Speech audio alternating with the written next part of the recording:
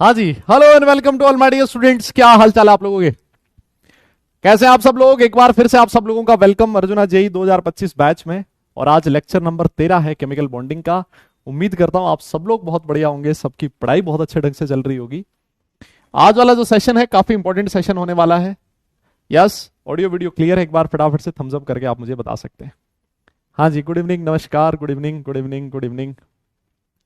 सब बढ़िया हो? जोरदार, एकदम जबरदस्त। कोई दिक्कत विक्कत हो तो बताओ। नहीं?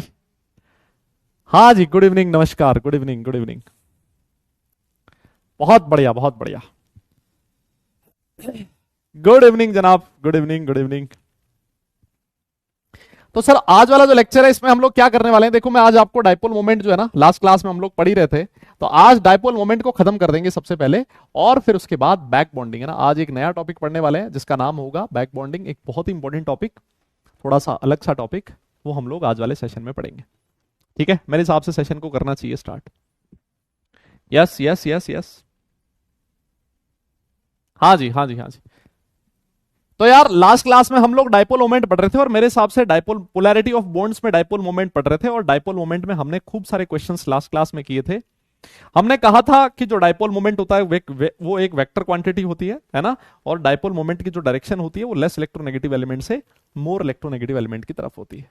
यस, लास्ट क्लास में मैंने H2O का एक केस बताया था ना। H2O में थोड़ा सा हमने वो डाइपोल मोमेंट का डायरेक्शन गलत बना दिया था, है ना। डाइपोल मोमेंट का डायरेक्शन बेटा इस तरफ होगा, ऐसे ना, लेस इलेक्ट्रोनेगेटिव से मोर इलेक्ट्रोनेगेटिव की तरफ होता है ना। तो जो रिजल्टेंट आएगा वो ऊपर की तरफ आएगा। यस। हाँ, तो इसका net dipole moment zero zero नहीं होगा, है ना। नॉट इक्वल्स टू जीरो होगा और ये पोलर मॉलिक्यूल होगा।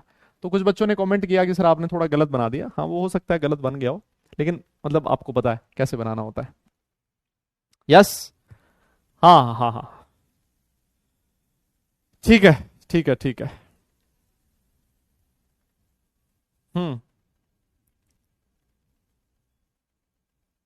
यस, स्टार्ट करें। डाइपोल मोमेंट, मैंने आपको कुछ एग्जांपल्स दिए थे लास्ट क्लास में, है ना, वो करने के लिए। तो एक बार के लिए वो एग्जांपल मैं फटाफट से डिस्कस कर लेता हूं, है ना। एक बार के लिए वो एग्जांपल्स हम लोग फटाफट से डिस्कस कर लेते हैं। यस यस, टीके sir warned me, warned you, roasted you. कोई बात नहीं बेटा। रोस्टिंग वोस्टिंग छोड़ो यार तुम अब। हैं? भड़का रहे हो तुम मुझे फालतू में। हाँ जी, आओ देखो, आओ। यस यस, आओ आओ आओ। देखते हैं, बात करते हैं बेटा, है ना।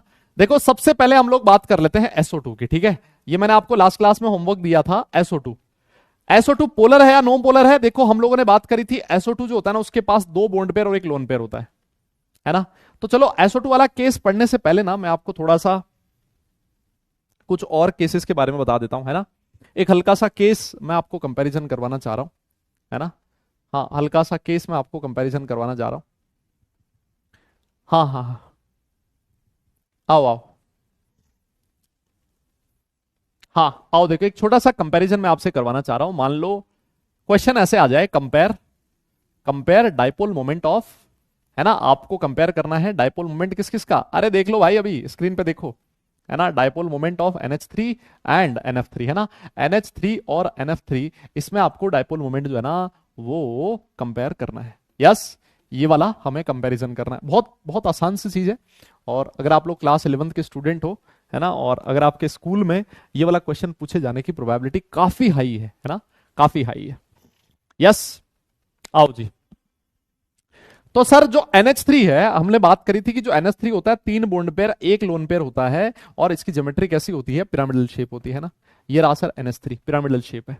वैसे ही अगर मान लो मैं NF3 लिख दूं, तो NF3 में भी नाइट्रोजन के पास तीन बॉन्ड पेयर होंगे और एक लोन पेयर होगा, है ना। ऐसा ही होगा, ये भी पिरामिडल ज्योमेट्री होगा, है ना। दोनों की ज्योमेट्री कैसी होगी दादा? पिरामिडल होगी। यस सर, देखो नाइट्रोजन और हाइड्रोजन में से किसकी इलेक्ट्रॉन नेगेटिविटी ज्यादा है? नाइट्रोजन की। तो इसका बॉन्ड का डाइपोल मोमेंट इधर होगा, इसका भी इधर होगा और इसका भी इधर होगा। बोलो, मैं क्या ऐसे कह सकता हूं कि ये जो तीनों बॉन्ड पेयर्स हैं, इनका डाइपोल मोमेंट की डायरेक्शन ऊपर की तरफ होगी? बोलो, मैं कह सकता हूं क्या? यस, बिल्कुल कह सकते हो सर। सर एक बात बताओ, यहां पर एक लोन पेयर भी आ रहा है ना। क्या आ रहा है? यहां एक लोन पेयर भी आ रहा है। अब देखो ये होते हैं बॉन्ड डाइपोल। लोन पेयर की वजह से भी एक मतलब आप shift in electron density consider कर सकते हो। हमेशा लोन पेयर वाला जो है ना, उसका डायपोल मोमेंट ऐसे towards the lone pair consider करना होता है आपको, इस तरफ है ना, जिस तरफ लोन पेयर है towards the lone pair electron density उसकी तरफ पुश होती है ना। तो ये थोड़ा सा आप लोग ध्यान रखें, है ना, ये थोड़ी सी चीज ध्यान रखें। This is orbital dipole, this is bone dipole, है ना, ये थोड़ा सा अलग है। लोन पेयर अगर आ जाए तो उस केस में हम लोग उसका भी डायपोल मोमेंट ऊपर की तरफ कंसिडर करते हैं, ठीक है सर। तो अब समझो, ये जो बोन डायपोल है ये भी ऊपर की तरफ, और ये जो ऑर्बिटल डायपोल है ये भी ऊपर की तरफ, इनका जो रिजल्टेंट आएगा वो एक ही डायरेक्शन में आएगा सर, और बड़ा हो जाएगा रिजल्टेंट। सही कह रहा हूं? ठीक है सर। अब आओ NF3 के केस में। देखो NF3 में नाइट्रोजन और फ्लोरीन में से फ्लोरीन की इलेक्ट्रोनेगेटिविटी ज्यादा होती है, तो इसका डायपोल इधर होगा, इसका इधर होगा, और इसकी डायरेक्शन इधर होगी। मतलब ये जो तीनों बॉन्ड्स हैं इनका जो डायपोल मूवमेंट होगा वो नीचे की तरफ होगा। सही कह रहा हूं? बहुत बढ़िया। और सर ये जो ऑर्बिटल वाला डायपोल है ये ऊपर की तरफ होगा। अब तुम मुझे बता दो किसका डायपोल मोमेंट ज्यादा हो गया? यस, हाँ जी, अरे बोल दो मुन्ना। यस यस यस, किसका डायपोल मोमेंट ज्यादा हो गया? है ना, फिजिकली डायपोल मोमेंट क्या होता है?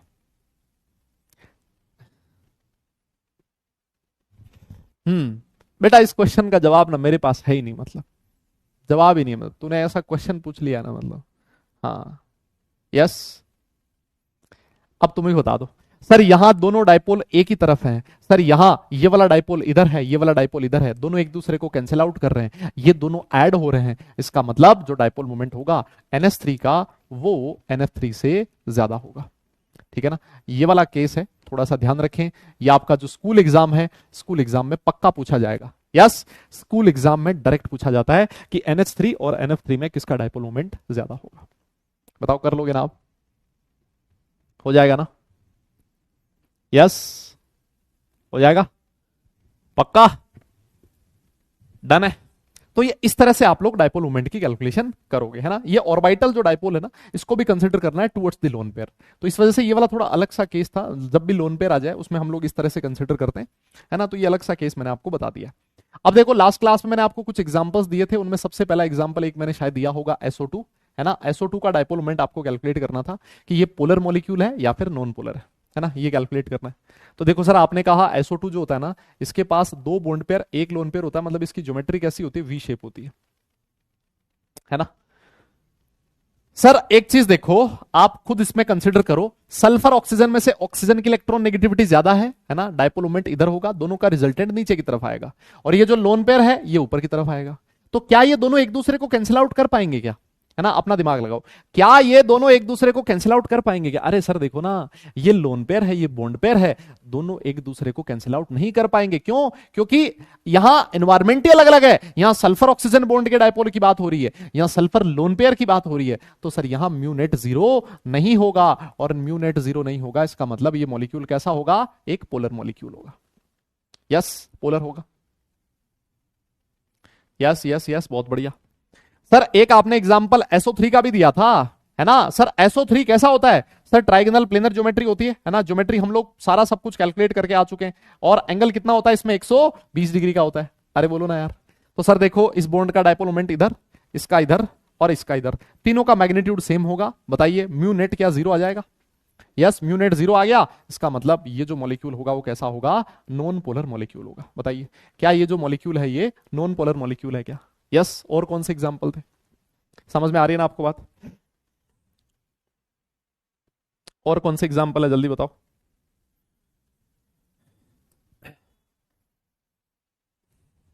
और कौन से एग्जाम्पल थे, जल्दी बताओ। एक बार के लिए मैं भी देख लेता हूं कौन कौन से एग्जाम्पल थे। एक मेरे हिसाब से रहा होगा XCF2, है ना।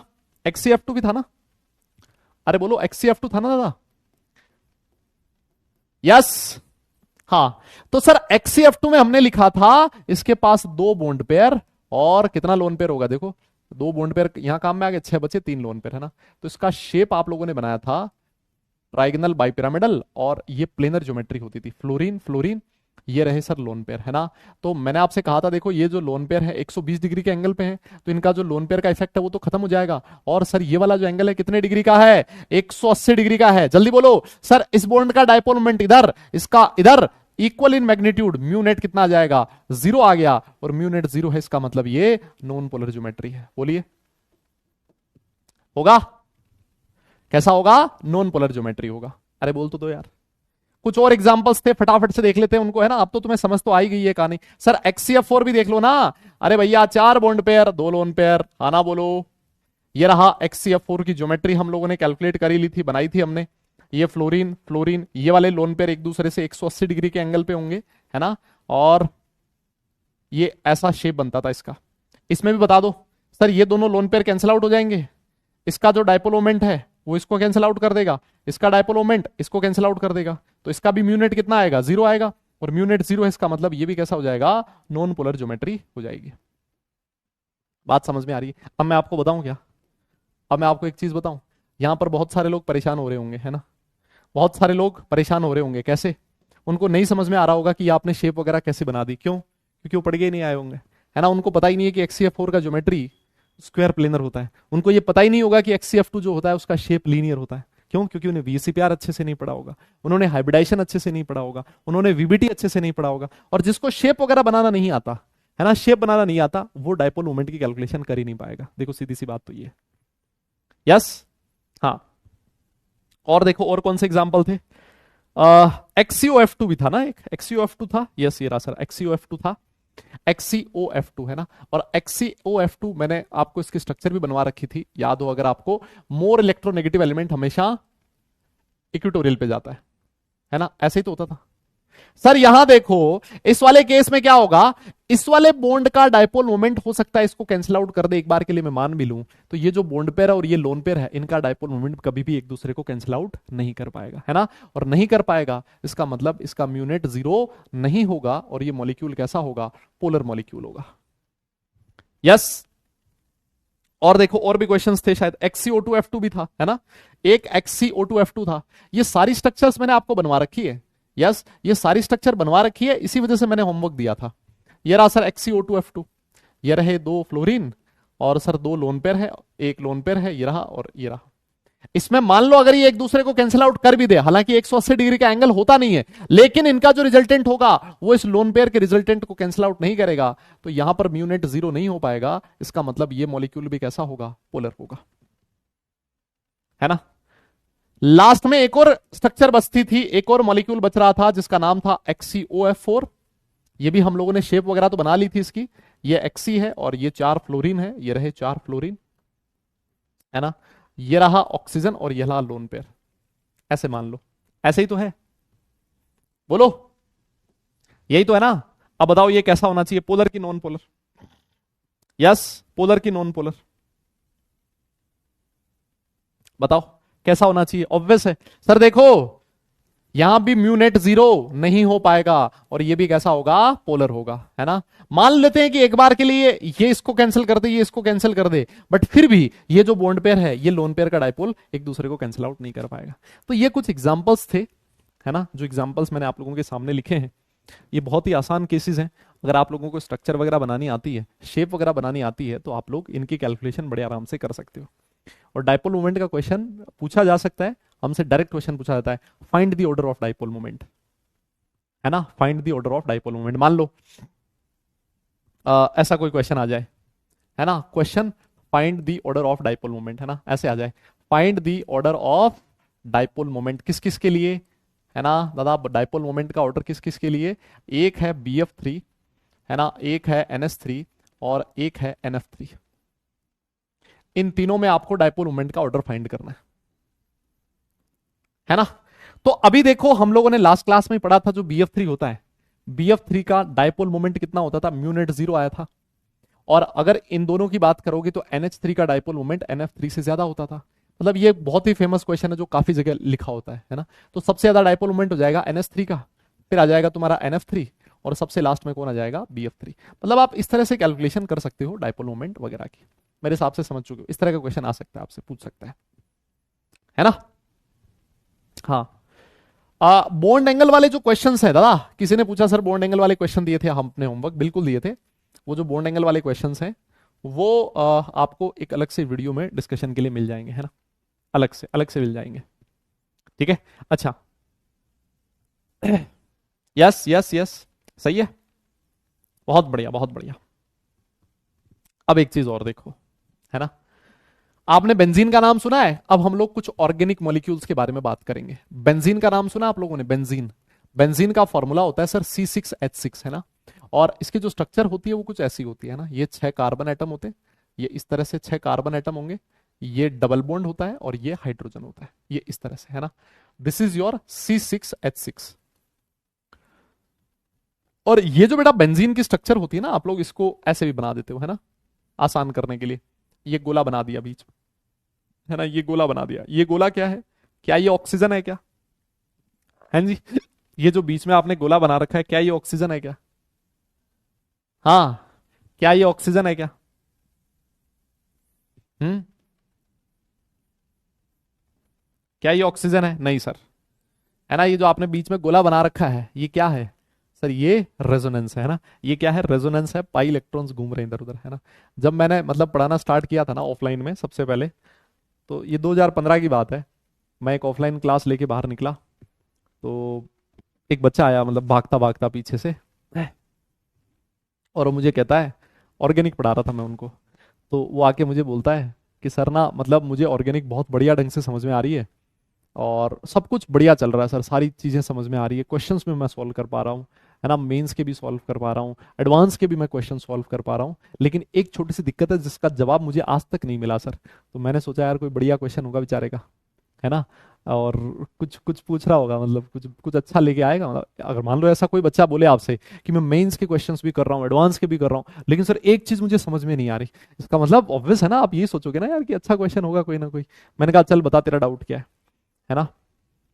तो मेरे से क्वेश्चन पूछता है, सर एक बात बताओ, ये जो आपने बेंजीन लिखा है ना, तो हम तो ऐसे पढ़ते हैं ना भाई, एटम्स एक दूसरे के साथ बॉन्डेड होते हैं, ये आपने बेंजीन के अंदर ये ऑक्सीजन क्यों बना रखा है ऐसे? और ये सर जो ऑक्सीजन है वो तो किसी के साथ बॉन्ड भी नहीं बना रहा, है ना, बॉन्ड भी नहीं बना रहा। तो मुझे एकदम से शक हुआ उस पर, मैंने कहा ये मजे लेने चाह रहा है मेरे, ये चक्कर क्या है? तो मैंने उससे पूछा, है ना, मैंने उससे पूछा, मैंने कहा बेटा एक बात बता, तूने कहाँ पढ़ा कि इसके अंदर ऑक्सीजन होता है? तो कहता है सर देखो, इंडियन ऑथर की बुक तो बेकार होती है ना, मैं तो पढ़ता ही नहीं हूँ इंडियन ऑथर की बुक। यस सर, मैंने ये जो अपने नहीं होते वो, मतलब जो बाहर वाले ऑथर्स होते हैं ना, आउट ऑफ इंडियंस जो होते हैं, जिनकी अच्छी बुक्स चलती है, फॉरेन ऑथर्स जो होते हैं, उन फॉरेन ऑथर की बुक पढ़ी थी, और उसने लिखा था कि बेंजीन के अंदर बीच में ऑक्सीजन है। सर उसने कुछ लॉजिक भी दिया था, है ना, कि ये ऑक्सीजन कैसे बीच में सेट हो गया, लेकिन सर मैं आज वो लॉजिक भूल गया हूं, मैं आपसे जानना चाह रहा हूं। मैंने उससे हाथ जोड़ लिए भाई, मैंने कहा तू एक बात बता, या तो तू मेरे मजे ले रहा है, या तुझे ऑर्गेनिक बिल्कुल नहीं समझ में आ रही। अब सोच के देखो, अगर किसी को ये ना पता हो कि बेंजीन के अंदर ये ऑक्सीजन ना हो के डीलोकलाइजेशन ऑफ इलेक्ट्रॉन है, तो क्या उसको ऑर्गेनिक केमिस्ट्री समझ में आ रही होगी? भाई कभी नहीं आ सकता यार, है ना। तो हाँ, वो लंबी फेंक रहा था वो, है ना, हाँ। तो फिर मैंने उनको पकड़ के और ढंग से बिठा के 5-10 मिनट समझाया। फिर मैंने समझाया कि बेटा ये ऑक्सीजन नहीं है, डीलोकलाइजेशन ऑफ इलेक्ट्रॉन है ना। हाँ, तो तुम में से भी हैं कहीं ऐसे लंबी लंबी हाँकने वाले, है ना, जो 4 लोगों के दोस्तों के बीच बैठ जाते हैं ना, तो लंबी लंबी हाँकने लगते हैं, है ना। और जिस दिन वो कहीं ढंग के आदमी से टकरा जाते हैं, वो पकड़ के फिर निपटा देता है उसको, है ना। और फिर उस दिन एकदम शक्ल नीची करके और फिर भागना पड़ता है साइड से, वो दुम दबा के, बोलते हैं ना उसको। हाँ, ये देखो, ये कईयों ने नाम सुन रखे हैं, मतलब ऐसे पीटर साइक्स, जेडिली, नाम तो तुमने भी सुन रखे हैं ना, कई कई तुम शेख भी जानते होंगे।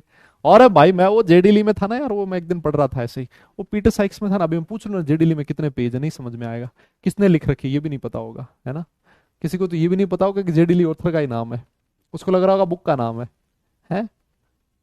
हाँ, आओ। तो एक चीज मैं आपको बता दूं, यहां पर आपको ध्यान रखना है कि ये जो बेंजीन होता है, इसका नेट डाइपोल मोमेंट कितना होता है? 0 होता है। और जो बेंजीन होता है उसको आपको नॉन पोलर मॉलिक्यूल की तरह कंसिडर करना होता है ना। बेंजीन कैसा होता है दादा? नॉन पोलर मॉलिक्यूल होता है। यस यस यस, कैसा होता है? नॉन पोलर मॉलिक्यूल होता है ना। ये कैसा होता है? नॉन पोलर मॉलिक्यूल होता है। इसका इसका नेट डाइपोल मोमेंट कितना होता है? 0 होता है। यस। तो ये चीज है, थोड़ी सी आपको ध्यान में रखनी है। डन है? बहुत बढ़िया, बहुत बढ़िया। अब इस पे बेस्ड जो क्वेश्चंस होते हैं ना, ऑर्गेनिक केमिस्ट्री में बेस्ड जो क्वेश्चंस होते हैं, मैं आपके सामने कुछ क्वेश्चंस लिखने जा रहा हूं, फटाफट से आप मुझे उनका क्वेश्चन का सॉल्यूशन बताना। लेट से आपसे क्वेश्चन पूछेगा कि बताओ डाइपोल मोमेंट का ऑर्डर क्या है? ऑर्डर ऑफ डाइपोल मोमेंट, है ना, ऑर्डर ऑफ डाइपोल मोमेंट। ठीक है, मैं आपके सामने कुछ क्वेश्चंस लिखने जा रहा हूं, फटाफट से आप मुझे उसमें डाइपोल मोमेंट का ऑर्डर बता दीजिए। सबसे पहला क्वेश्चन ये रहा।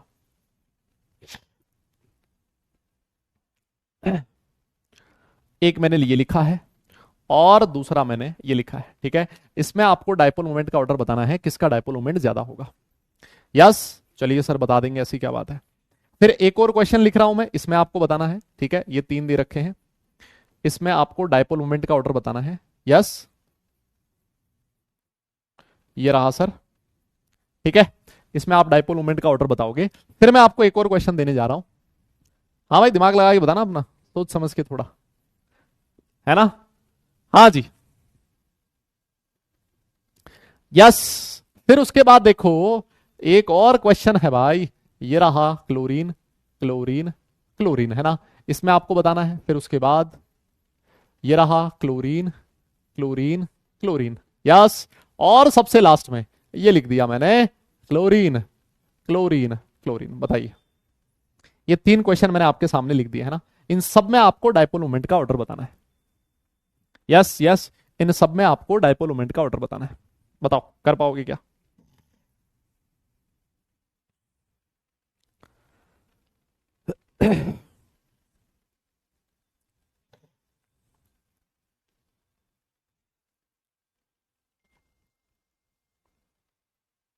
करो करो जल्दी से।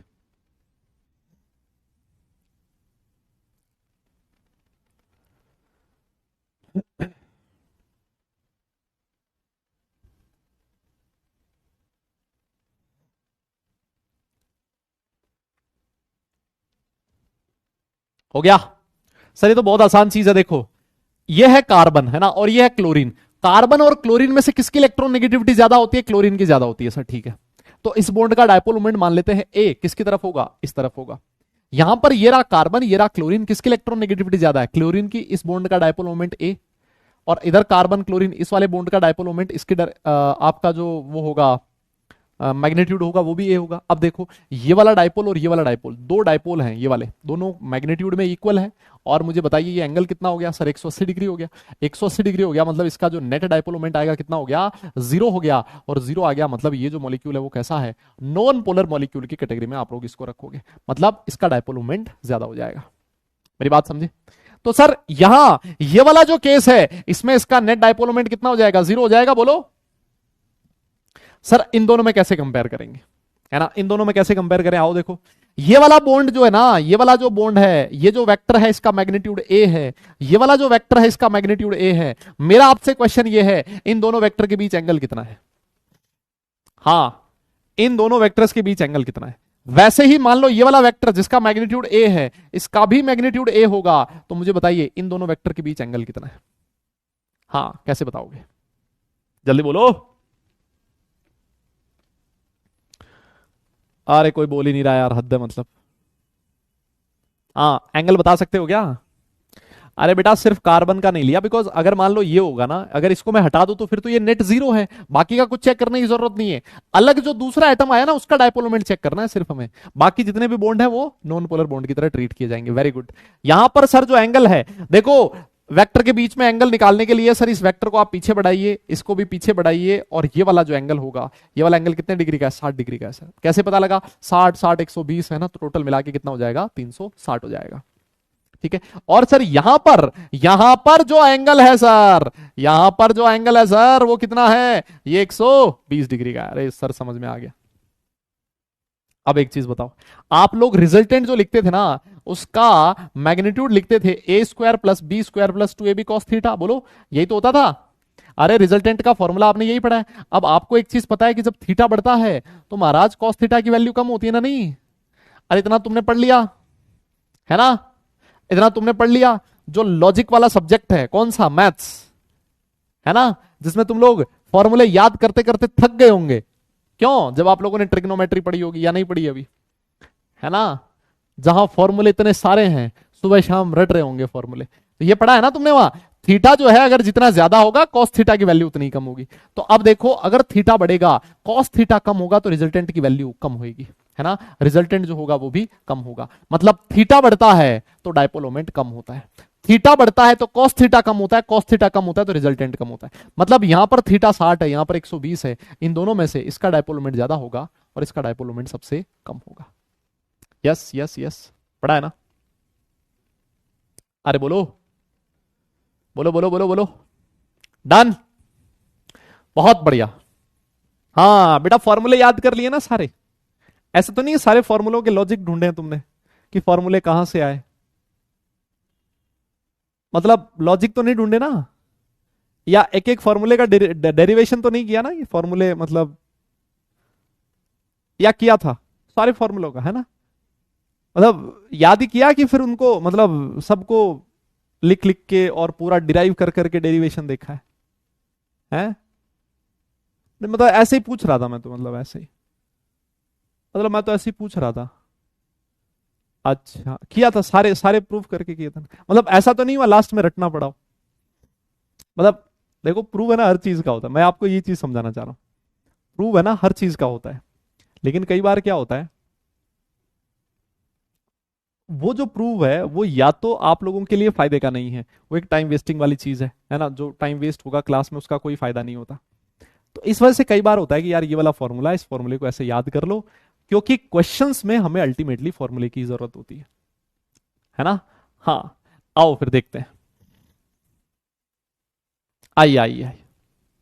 हाँ, कोई बात नहीं बेटा, जिसने सारे क्वेश्चंस प्रूफ से किया ना, बहुत अच्छी बात है ना? हाँ, फिर भी झूल रहे होंगे ट्रिग्नोमेट्री में, नहीं क्या? मतलब ऐसे मुझे तो बड़ा थोड़ा दिक्कत सी होती थी ट्रिग्नो में, है ना? कौन साला पता नहीं कहाँ थीटा दो, ये मान के और ये कर लो, है ना? ये मान के ऐसे कर लो, r is equal to x is equal to r cos theta मान लो, है ना? कहीं पर y is equal to a sine theta मान लो, है ना? मतलब ऐसे ऐसे मुझे तो दिक्कत होती थी कि इसमें कम से कम मुझे समझ ही नहीं आता था कब कौन सी चीज माननी है, और फिर मैं निपट जाता था, क्वेश्चन गलत हो जाता था, है ना? फिर मैंने क्वेश्चन ही रट लिए थे, बोले इस तरह क्वेश्चन आए उसको ऐसे याद कर लेना, क्वेश्चन ही रट डाले मैंने, बताओ, है ना? हाँ आओ जी। तो सर यहां पर एक चीज चेक करते हैं। देखो सर, सबसे पहली चीज मैं आपको बता देता हूं, इसका मैग्नीट्यूड ए है, यस, और ये वाला जो बॉन्ड है ना, इसका मैग्नीट्यूड भी ए होगा, है ना? अगर मान लो दो वेक्टर एक दूसरे से 120 डिग्री के एंगल पे हों, अगर दो वेक्टर एक दूसरे से 120 डिग्री के एंगल पे हैं, तो क्या हुआ? अगर दो वेक्टर एक दूसरे से 120 डिग्री के एंगल पे हैं, तो क्या होता है? उनका जो रिजल्टेंट होता है उसका मैग्नीट्यूड कितना होता है? पढ़ा आप लोगों ने, उसका मैग्नीट्यूड कितना होगा? ए ही होगा, और वो कहां आता है? बिल्कुल बीच में आता है, 60 डिग्री पे, यस। और ये वाला जो बॉन्ड है, इसका जो मैग्नीट्यूड होगा डाइपोल का, वो भी ए होगा। अब एक चीज मुझे बताओ, इस वाले का, इन दोनों का मिला के ए, और ये वाला ए पहले से है, तो इसका मतलब इसका जो नेट डाइपोल मोमेंट आ गया वो कितना आ गया? 2a आ गया क्या? अरे बोलो तो सही, समझ में आया क्या भाई लोगों? यस यस यस, समझ में आया क्या? यही होता है ना? अब यहां पर एक चीज देखो, इसका डाइपोल मोमेंट ए, इसका डाइपोल मोमेंट ए, सर ये दोनों डाइपोल मोमेंट एक दूसरे से कैंसिल आउट हो जाएंगे, 180 डिग्री का एंगल है, तो सिर्फ एक ये वाला डाइपोल मोमेंट बचा, ए, है ना? इसका जो नेट रिजल्टेंट डाइपोल मोमेंट आ गया, कितना आ गया? ए आ गया, ठीक है सर। यहां पर आइए, यहां पर देखो सर, तीन डाइपोल मोमेंट है, ए, ए और ए, और तीनों एक दूसरे से कितने एंगल पे हैं? 120 डिग्री के एंगल पे हैं। इसका मतलब इसका जो म्यू नेट आएगा वो 0 हो जाएगा। इसका नेट डाइपोल मोमेंट 0 है, इसका नेट डाइपोल मोमेंट ए है, इसका 2 है, इसका मतलब जो ऑर्डर बनेगा वो ये वाला बन जाएगा। समझे कुछ आप मेरी बात को? यस, ये समझ में आया क्या बात भाई लोगों? अरे समझ में आया कि नहीं आया? Yes yes yes.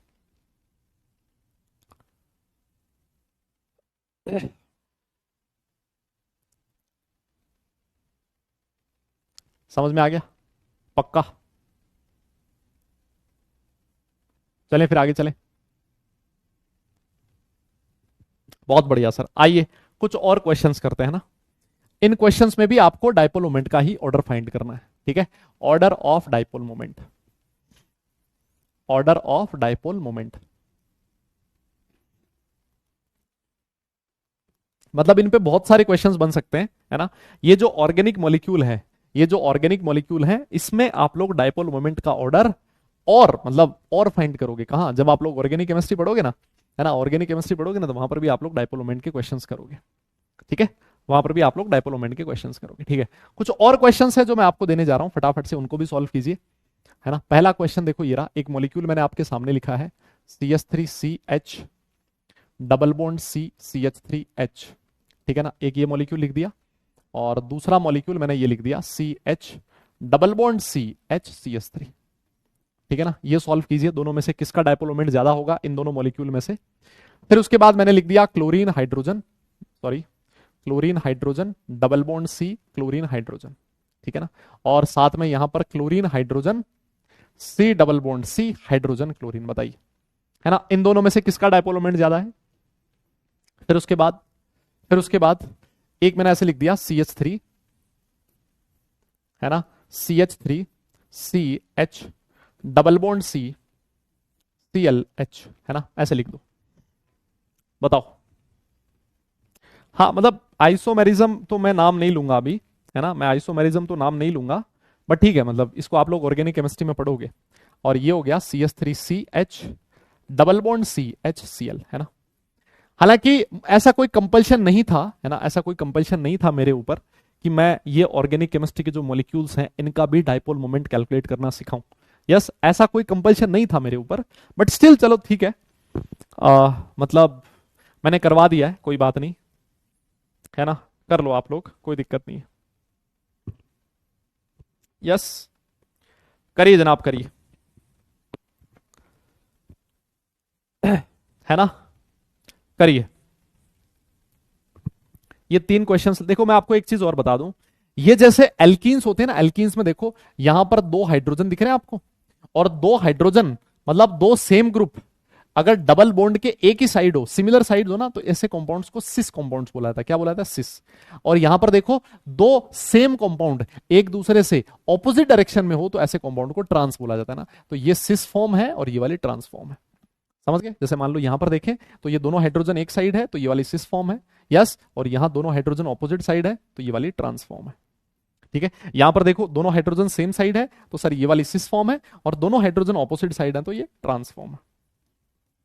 ठीक है, ये ऑर्गेनिक केमिस्ट्री में आप लोग पढ़ोगे what is cis and what is trans.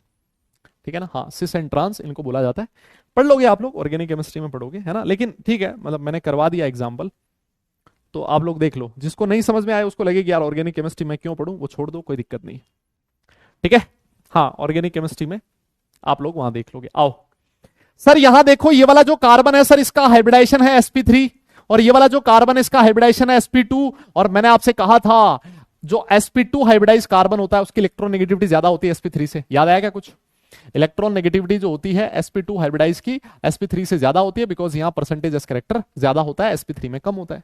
हाँ, तो यहां पर ये वाला जो बॉन्ड है, इस बॉन्ड का डायपोल मोमेंट की डायरेक्शन इधर होगी, और इस वाले बॉन्ड में देखो हाइड्रोजन और sp2 हाइब्रिडाइज कार्बन में से कार्बन ज्यादा इलेक्ट्रोनेगेटिव है, इस वाले बॉन्ड की डायपोल मोमेंट इधर होगा। यस, मैं सही कह रहा हूं क्या? अरे बोलो तो सही। यहां पर ये वाला जो बॉन्ड है, इस बॉन्ड का डायपोल मोमेंट इधर होगा, और सर इस वाले बॉन्ड का डायपोल मोमेंट इधर होगा। लेकिन मुझे एक बात बताओ, क्या कोई भी बॉन्ड एक दूसरे को कैंसिल आउट कर पा रहा है क्या? क्या कोई भी डायपोल एक दूसरे को कैंसिल आउट कर पाएगा क्या? हैं जी, बताओ ना, कर पाएगा क्या? देखो सर, ये वाला कार्बन हाइड्रोजन बॉन्ड है, कार्बन कार्बन बॉन्ड है, और ये वाला कार्बन हाइड्रोजन बॉन्ड है ना। तो सर एंगल भी ऐसा नहीं है कि किसी के बीच 180 डिग्री का हो, नहीं है ना। तो मतलब यहां पर म्यू नेट 0 नहीं होगा। यस सर, यहां कभी भी नेट डायपोल मोमेंट 0 नहीं हो पाएगा, नहीं हो पाएगा। इधर आओ, इसमें चेक करो सर, इस वाले बॉन्ड का डायपोल मोमेंट इधर और इस वाले बॉन्ड का डायपोल मोमेंट इधर। अब चेक करो, हाँ जी, क्या यहां पर एक दूसरे का कैंसिल आउट हो पाएगा क्या? क्या इन दोनों डायपोल मोमेंट के बीच एंगल 180 डिग्री का है क्या? देखो ये दिख नहीं रहा होगा, मतलब ये ऐसा होता है, ऐसा होता है, मतलब ये एक लाइन में होता है ऐसे। ठीक है ना, हाँ, यस। और सर ये वाला जो बॉन्ड है इसका डायपोल मोमेंट इधर, अरे भैया, हाँ, इस वाले बॉन्ड का डायपोल मोमेंट इधर, और सर इस वाले बॉन्ड का डायपोल मोमेंट इधर। ये दोनों एक दूसरे को लड़ धड़ के मार मूर देंगे, एकदम खतरनाक कत्ले आम हो जाएगा, है ना। क्या हो जाएगा? कत्ले आम हो जाएगा सर।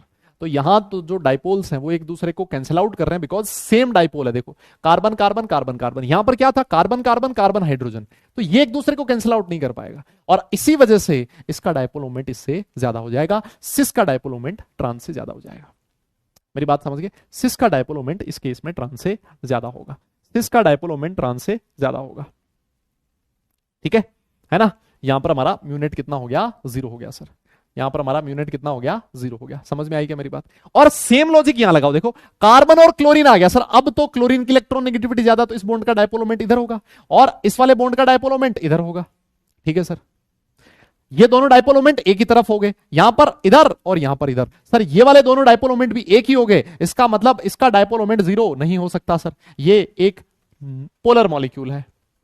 वैसे ही इस वाले मॉलिक्यूल में चेक कर लो सर, इधर, अरे सर ये देखो, ये दोनों डायपोल एक दूसरे को लड़ धड़ के एकदम काट पीट देंगे सर, ये इधर और ये इधर, सर ये भी एक दूसरे को काट पीट देंगे सर, इसका नेट डायपोल मोमेंट 0। अब की बार फिर से सिस का डायपोल मोमेंट ट्रांस से ज्यादा हो जाता है ना, सिस का डायपोल मोमेंट ट्रांस से ज्यादा हो जाता है।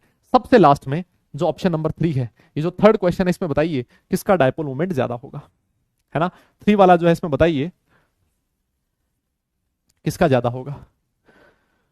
शौर्य कह रहा है सर आप एरो पर लाइन क्यों मार रहे हो? बेटा मेरा लाइन मारने का मन कर रहा है ऐसे ही, है ना।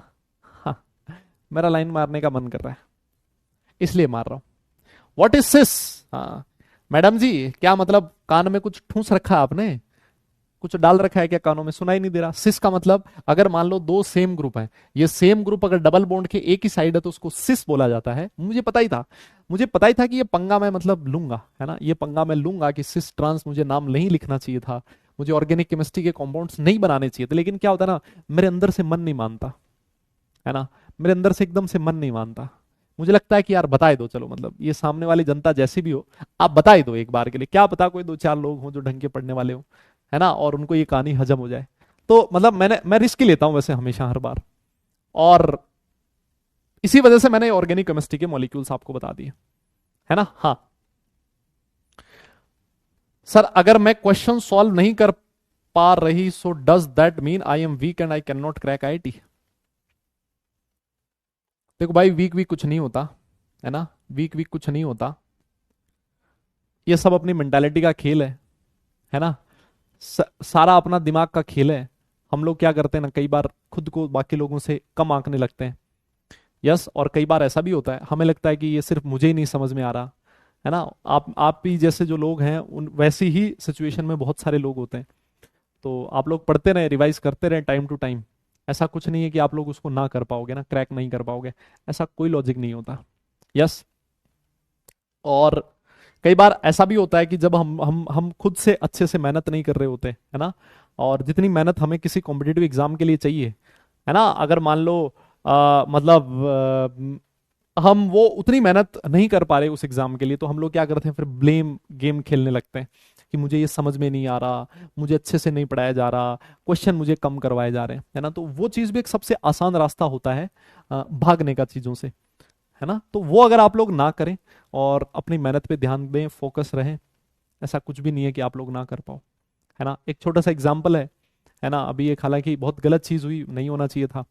विनेश फोगाट, आप लोगों ने देखा कल बाउट था उसका, और सेमीफाइनल में वो लड़की पहुंची, फाइनल में पहुंच गई बल्कि, यस, आज फाइनल होना था बट किसी वजह से वो डिस्क्वालीफाई कर दी गई। तो वो जो लड़की है विनेश, उसका अगर आप 1 साल का करियर देखोगे, पिछला 1 साल 1.5 साल जो रहा है, वो इतना मुश्किल रहा है, उसने एक सिस्टम के साथ लड़ाई करी साल भर, मतलब उसने पता नहीं कितने महीने तो वो धरने पे बैठी रही अकेली, और क्या क्या चीजें नहीं झेली उसने, बट स्टिल जब लास्ट में परफॉर्मेंस की बारी आई तो जो मेहनत करी उसने, इंडिया के लिए पहली महिला रेसलर जो मतलब फाइनल में पहुंची है किसी भी रेसलिंग कंपटीशन में, ओलंपिक में, ये कितनी बड़ी बात है। मतलब आप उस लड़की की मेंटल स्ट्रेंथ की अगर आप लोग बात करोगे ना, तो मतलब मुझे लगता है कि वो, मैंने मतलब उतना स्ट्रांग बंदा शायद अपनी लाइफ में बहुत कम लोग देखे हो, है ना, कि इतना सब कुछ होने के बाद जब सारे लोग उसको गालियां दे रहे हैं, बीच में पॉलिटिक्स भी इन्वॉल्व हो जाती है, यस, और वो लड़की इन सारी प्रॉब्लम को फेस करते हुए उसने जैसे तैसे टाइम निकाला अपनी प्रिपरेशन के लिए, ओलंपिक के लिए क्वालिफाई किया, और फिर उसके बाद वो लड़की जाके ओलंपिक में मतलब एक ऐसी महिला रेसलर को हराया जो पिछले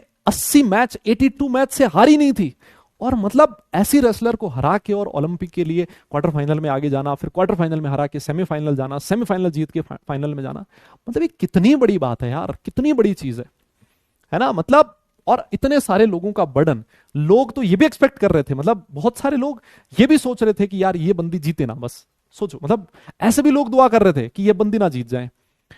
बट ऐसी मुश्किल सिचुएशन होते हुए भी वो लड़की इतना अच्छा कर गई।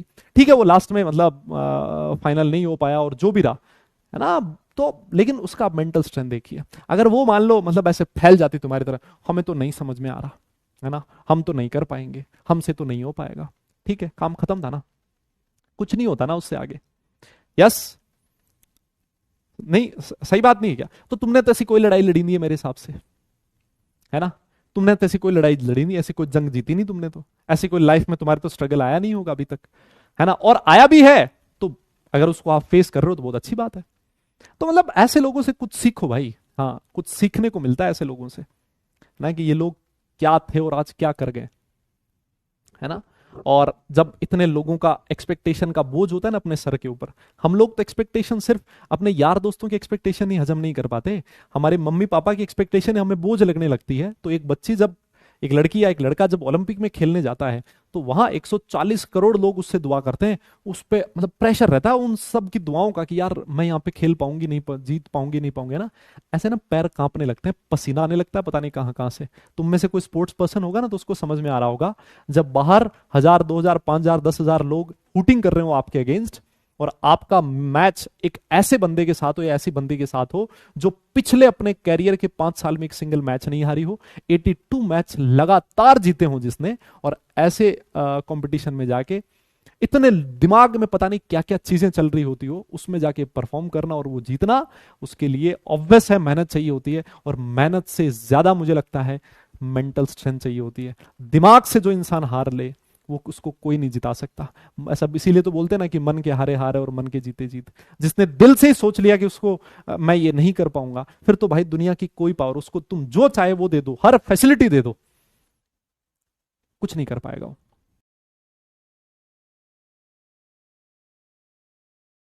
करना तो एकलव्य बहुत सारे होते हैं ना, मतलब एकलव्य जो था प्रैक्टिस थी उसकी, उसने मन में श्रद्धा थी कि मैं कर सकता हूं और उसने किया, है ना। तो मतलब इन सारी चीजों से मुझे लगता है कि कुछ ना कुछ हमें चीजें सीखने को मिलती है। लेकिन आज की जो जनरेशन है ना उसमें दिक्कत है, आज की जो जनरेशन है उसमें दिक्कत क्या है, अगर मान लो मैं तुमसे पूछूं ना, अभी तुमसे एक क्वेश्चन पूछूं कि एक बात बताओ बेटा, अभी जो बिग बॉस चल रहा था ना वो, उसमें विनर कौन था, है ना, जो लास्ट टाइम जो बिग बॉस हुआ था ना उसमें विनर कौन था, है ना, वो किसकी आर्मी चलती है, सो कोल्ड आर्मी, नहीं होते वो छपरी आजकल बहुत सारे जो सोशल मीडिया पे छाए हुए होते हैं, है ना। तो तुम में से भी कई सारे लोग होंगे जो उनके फैन होंगे, दिन रात उनकी पोस्ट को लाइक भी करते रहते होंगे, है ना, अपने स्टेटस भी लगाते रहते होंगे। और वहीं पर अगर मैं तुमसे क्वेश्चन पूछ लूं ना कि इसी ओलंपिक में एक एक लड़की गई है जिसकी उम्र 14 साल है, वो इंडिया से रिप्रेजेंट कर रही है उस ओलंपिक में, उसका क्या नाम है, और वो कौन से गेम में क्वालिफाई कर रही है, वो कौन लड़की है जिसने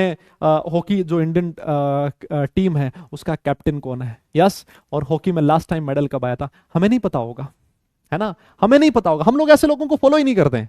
विनेश फोगाट चलो आज हमें नाम पता लगा, मनु भाकर आज हमें नाम पता लगा जब उसने मेडल ला लिया, लेकिन हम उसके पीछे का स्ट्रगल नहीं देखते कि यार वो लोग कितनी मेहनत करते हैं। तो हमारे जो आइडियल होते हैं ना वो ऐसे लोग नहीं होते। हमारे आइडियल कैसे होते हैं, जो सोशल मीडिया पे के 2-4 लोगों को गाली देंगे, यस, उनको बोलेंगे भाई तू 3 पत्ती खेल, है ना, तू इधर आके पैसा लगा मोबाइल में अपनी गेम में, है ना, सोशल मीडिया पे आके एक दूसरे को भला बुरा कहेंगे, है ना, लड़ाई बड़ाई दंगों की बात करेंगे। वो ऐसे लोग होते हैं जो तुम्हें मतलब ज्यादा अट्रैक्ट करते हैं।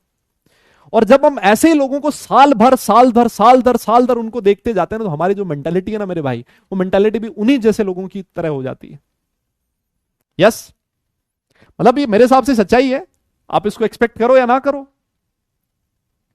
और इसी वजह से क्योंकि हम लोग ऐसे लोगों को फॉलो नहीं करते, इन लोगों को इतना स्ट्रगल करना पड़ता है।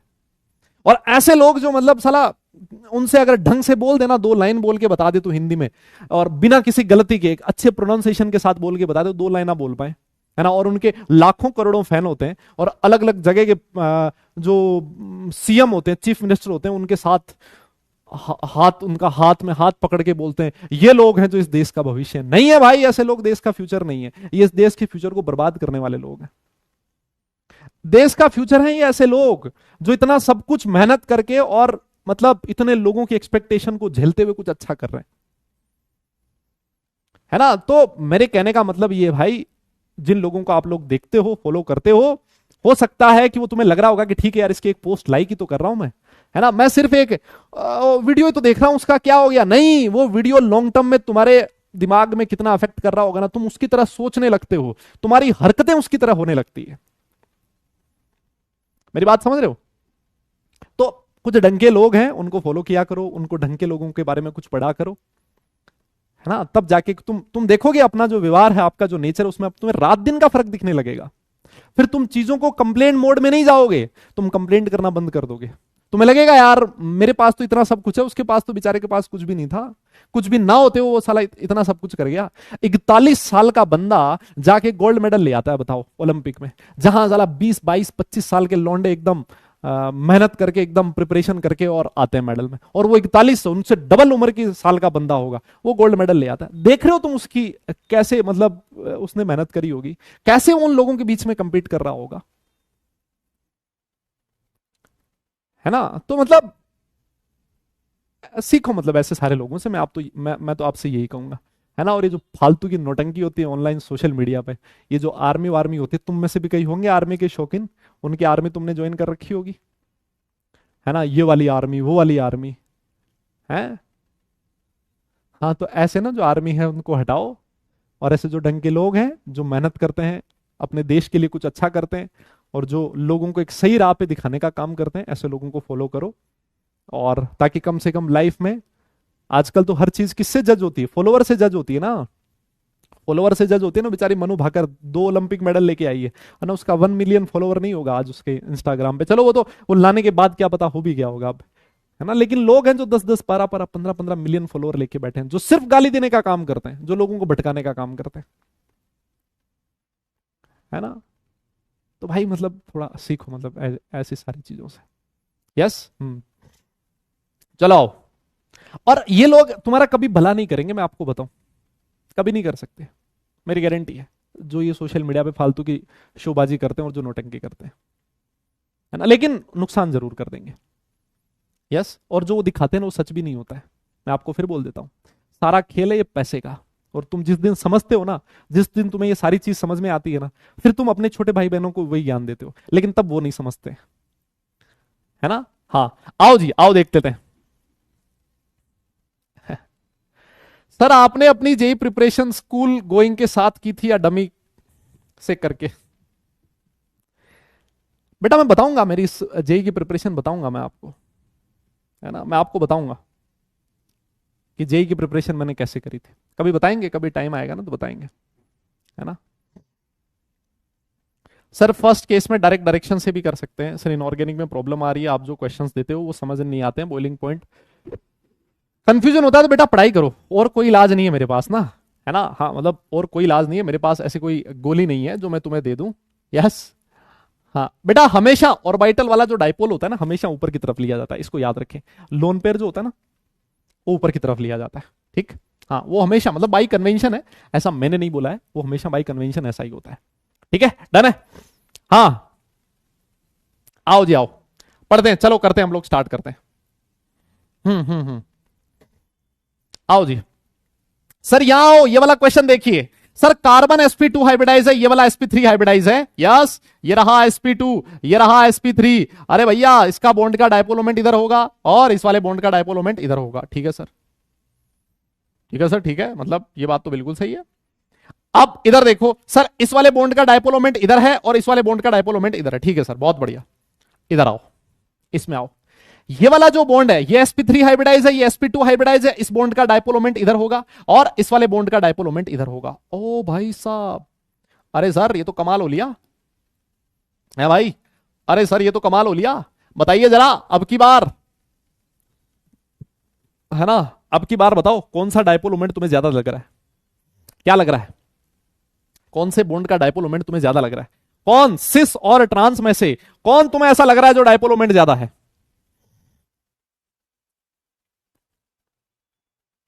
अरे बताओ ना, बोलो बोलो बोलो बोलो बोलो, किसका डायपोल मोमेंट ज्यादा लग रहा है? दिख रहा है पक्का?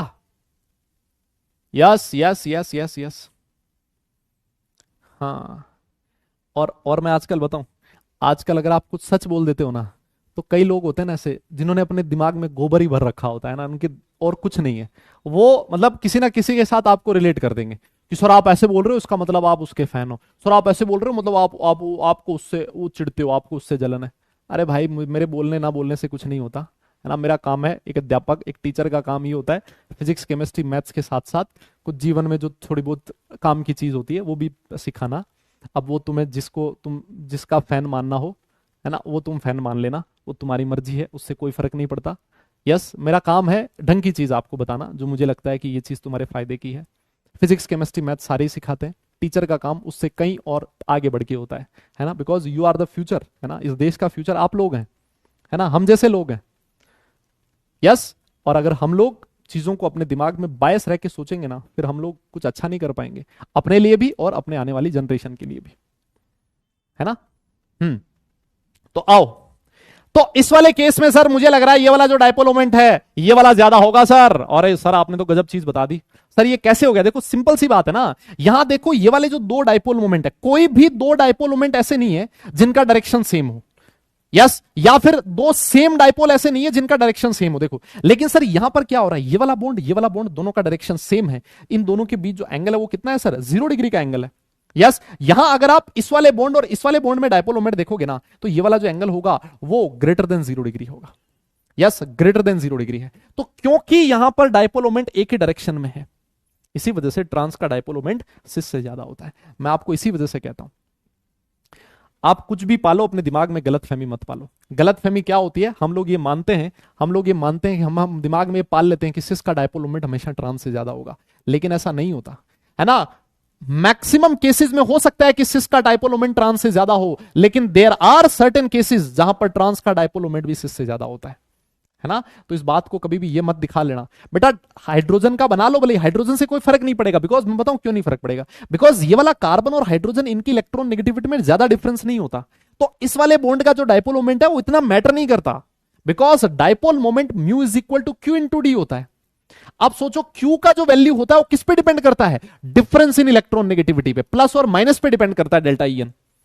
तो अब क्योंकि इन दोनों की इलेक्ट्रॉन नेगेटिविटी लगभग सेम है, तो अगर मान लो ये वाले दो डायपोल मोमेंट एक दूसरे को कैंसिल आउट भी कर दे, कोई फर्क नहीं पड़ेगा। ये वाले कैंसिल आउट कर रहे हैं, लेकिन ये जो दोनों डायपोल्स हैं ये तो एक सिंपल डायरेक्शन में है ना, एक ही डायरेक्शन में है ना।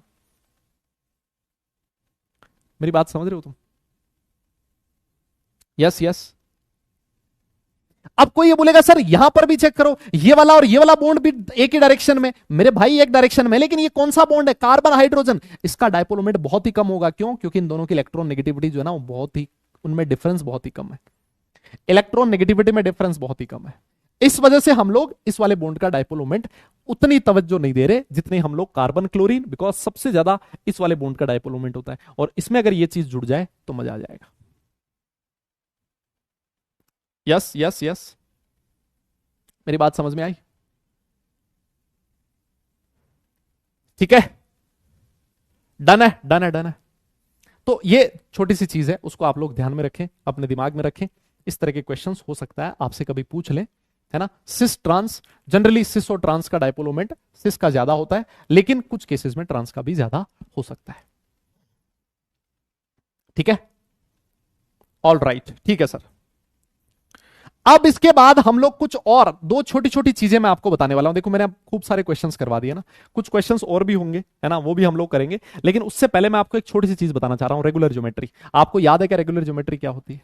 हैं जी, आपको याद है क्या रेगुलर ज्योमेट्री क्या होती है? मैंने बताया था आप लोगों को। यस यस यस, आपको याद है क्या रेगुलर ज्योमेट्री क्या होती है? बताया था ना, मैंने आपको दो कंडीशन बताई थी कि रेगुलर ज्योमेट्री के लिए no lone pair at the central atom, central atom के पास कोई लोन पेयर नहीं होना चाहिए सर, पहली कंडीशन तो ये होती है। यस, और सर दूसरी कंडीशन ये होती थी कि all the terminal atoms, all the atoms bonded, या तो ऐसे लिख लो, all the atoms bonded to central atom, all the atoms bonded to central atom are same, all the atoms bonded to central atom are same. और मैंने आपको इसके बहुत सारे एग्जांपल्स भी लिखवाए थे। यस, याद है? जैसे ये रहा BF3, बोरोन है सर, वैलेंस शेल में 3 इलेक्ट्रॉन होते हैं, तीनों के तीनों बॉन्ड फॉर्मेशन में काम में ले लिए, सेंट्रल एटम के पास कोई लोन पेयर नहीं है, तो ये रेगुलर ज्योमेट्री है। यस, CCl4 एक रेगुलर ज्योमेट्री है, CO2 है, एक PCl5 है, SF6 है, ऐसे बथेरे एग्जाम्पल हो सकते हैं, IF7 है। यस, ये सारे के सारे, SiCl4 है, ये सारे के सारे क्या है? रेगुलर ज्योमेट्री है। सर आप एक बात बताओ, आप ये चीज यहां पर क्यों बता रहे हो? मैं इसलिए बताना चाह रहा हूं कि अगर तुम्हें कभी भी रेगुलर ज्योमेट्री मिल जाए, है ना, अगर तुम्हें कभी भी रेगुलर ज्योमेट्री मिल जाए तो आप हमेशा बोल देना उसका नेट डायपोल मोमेंट कितना होगा, 0 होगा। तुम्हारी श्रद्धा है, तुम्हारी मर्जी है, जो उठा के देख लो भाई, जिसमें इसमें से किसी का भी डायपोल मोमेंट तुम निकाल के देख लो, सारा सब कुछ 0 आएगा, है ना। तो ये डायरेक्ट शॉर्टकट है कि जो रेगुलर ज्योमेट्री होगी उसका डायपोल मोमेंट 0 होगा, इसका मतलब वो हमेशा कैसा होगा, नॉन पोलर होगा। यस, अगर कोई रेगुलर ज्योमेट्री है तो वो कैसी होगी, नॉन पोलर होगी। ये चीज है मैं आपको बताना चाह रहा हूं। हाँ, SO3 हो गया, बहुत सारे एग्जाम्पल्स हो सकते हैं बेटा, है ना। कंडीशन आपको याद रखनी है, यस यस, कंडीशन आपको याद रखनी है। No lone pair at the central atom and all the atoms bonded to central atom are same, मतलब टर्मिनल एटम सेम है, ये वाले कुछ केसेस हैं। तो रेगुलर ज्योमेट्री का नेट डायपोल मोमेंट कितना आता है, 0 आता है, और वो जो मॉलिक्यूल होते हैं वो नॉन पोलर होते हैं। यस यस यस, डन है, यस डन है, डन डन डन।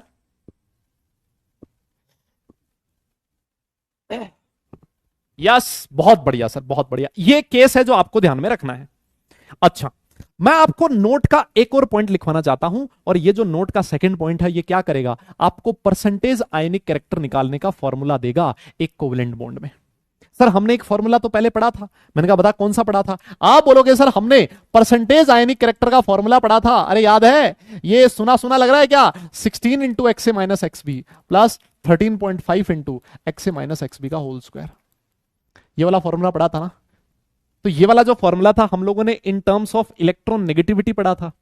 सर आज जो मैं आपको परसेंटेज आयनिक कैरेक्टर निकालने का फॉर्मूला बता रहा हूं ना दादा, बताइए किसकी फॉर्म में, ये परसेंटेज आयनिक कैरेक्टर निकालने का फॉर्मूला होता है mu observed upon mu calculated, mu observed upon mu calculated into 100%। ये फॉर्मूला होता है परसेंटेज आयनिक कैरेक्टर निकालने का किसी भी कोवेलेंट बॉन्ड में। ये फॉर्मूला था in terms of electron negativity difference, yes, ये फॉर्मूला था in terms of electron negativity difference, और ये वाला जो फॉर्मूला है ये है in terms of dipole moment. अरे सर एक बात बताओ, ये ऑब्जर्व्ड क्या है भाई, ऑब्जर्व्ड वो है जो एक्सपेरिमेंटली ऑब्जर्व किया गया है ना, और एक्सपेरिमेंटली जो ऑब्जर्व किया गया होगा वो कहां गिवन होगा, क्वेश्चन में गिवन होगा। यस, और म्यू कैलकुलेटेड का मतलब है जो हम लोग फॉर्मूले से कैलकुलेट करेंगे, है ना, जो हम लोग फॉर्मूले से कैलकुलेट करेंगे, mu is equal to Q into D, जो हम लोग कैलकुलेट करेंगे फॉर्मूले से वो होगा म्यू कैलकुलेटेड, और जो क्वेश्चन में गिवन होगा वो होगा म्यू ऑब्जर्व्ड। दोनों को डिवाइड कर देना, 100 से मल्टीप्लाई कर देना, आपको परसेंटेज आयनिक कैरेक्टर मिल जाएगा इन कोवेलेंट बॉन्ड। यस, हमें क्या मिल जाएगा, इन कोवेलेंट बॉन्ड। मेरी बात समझे, इसे को एक बार नोट लिखो, है ना, डन लिखो इसको, अगर हो गया तो फिर इस पे मैं आपको एक क्वेश्चन करवाता हूं, एक क्वेश्चन मैं आपको होमवर्क में दूंगा, फिर हम लोग अगले टॉपिक पे चलेंगे, ठीक है। हाँ, फिर तो वो गिवन होगा बिल्कुल। यस यस यस, नोट कीजिए बेटा फटाफट से।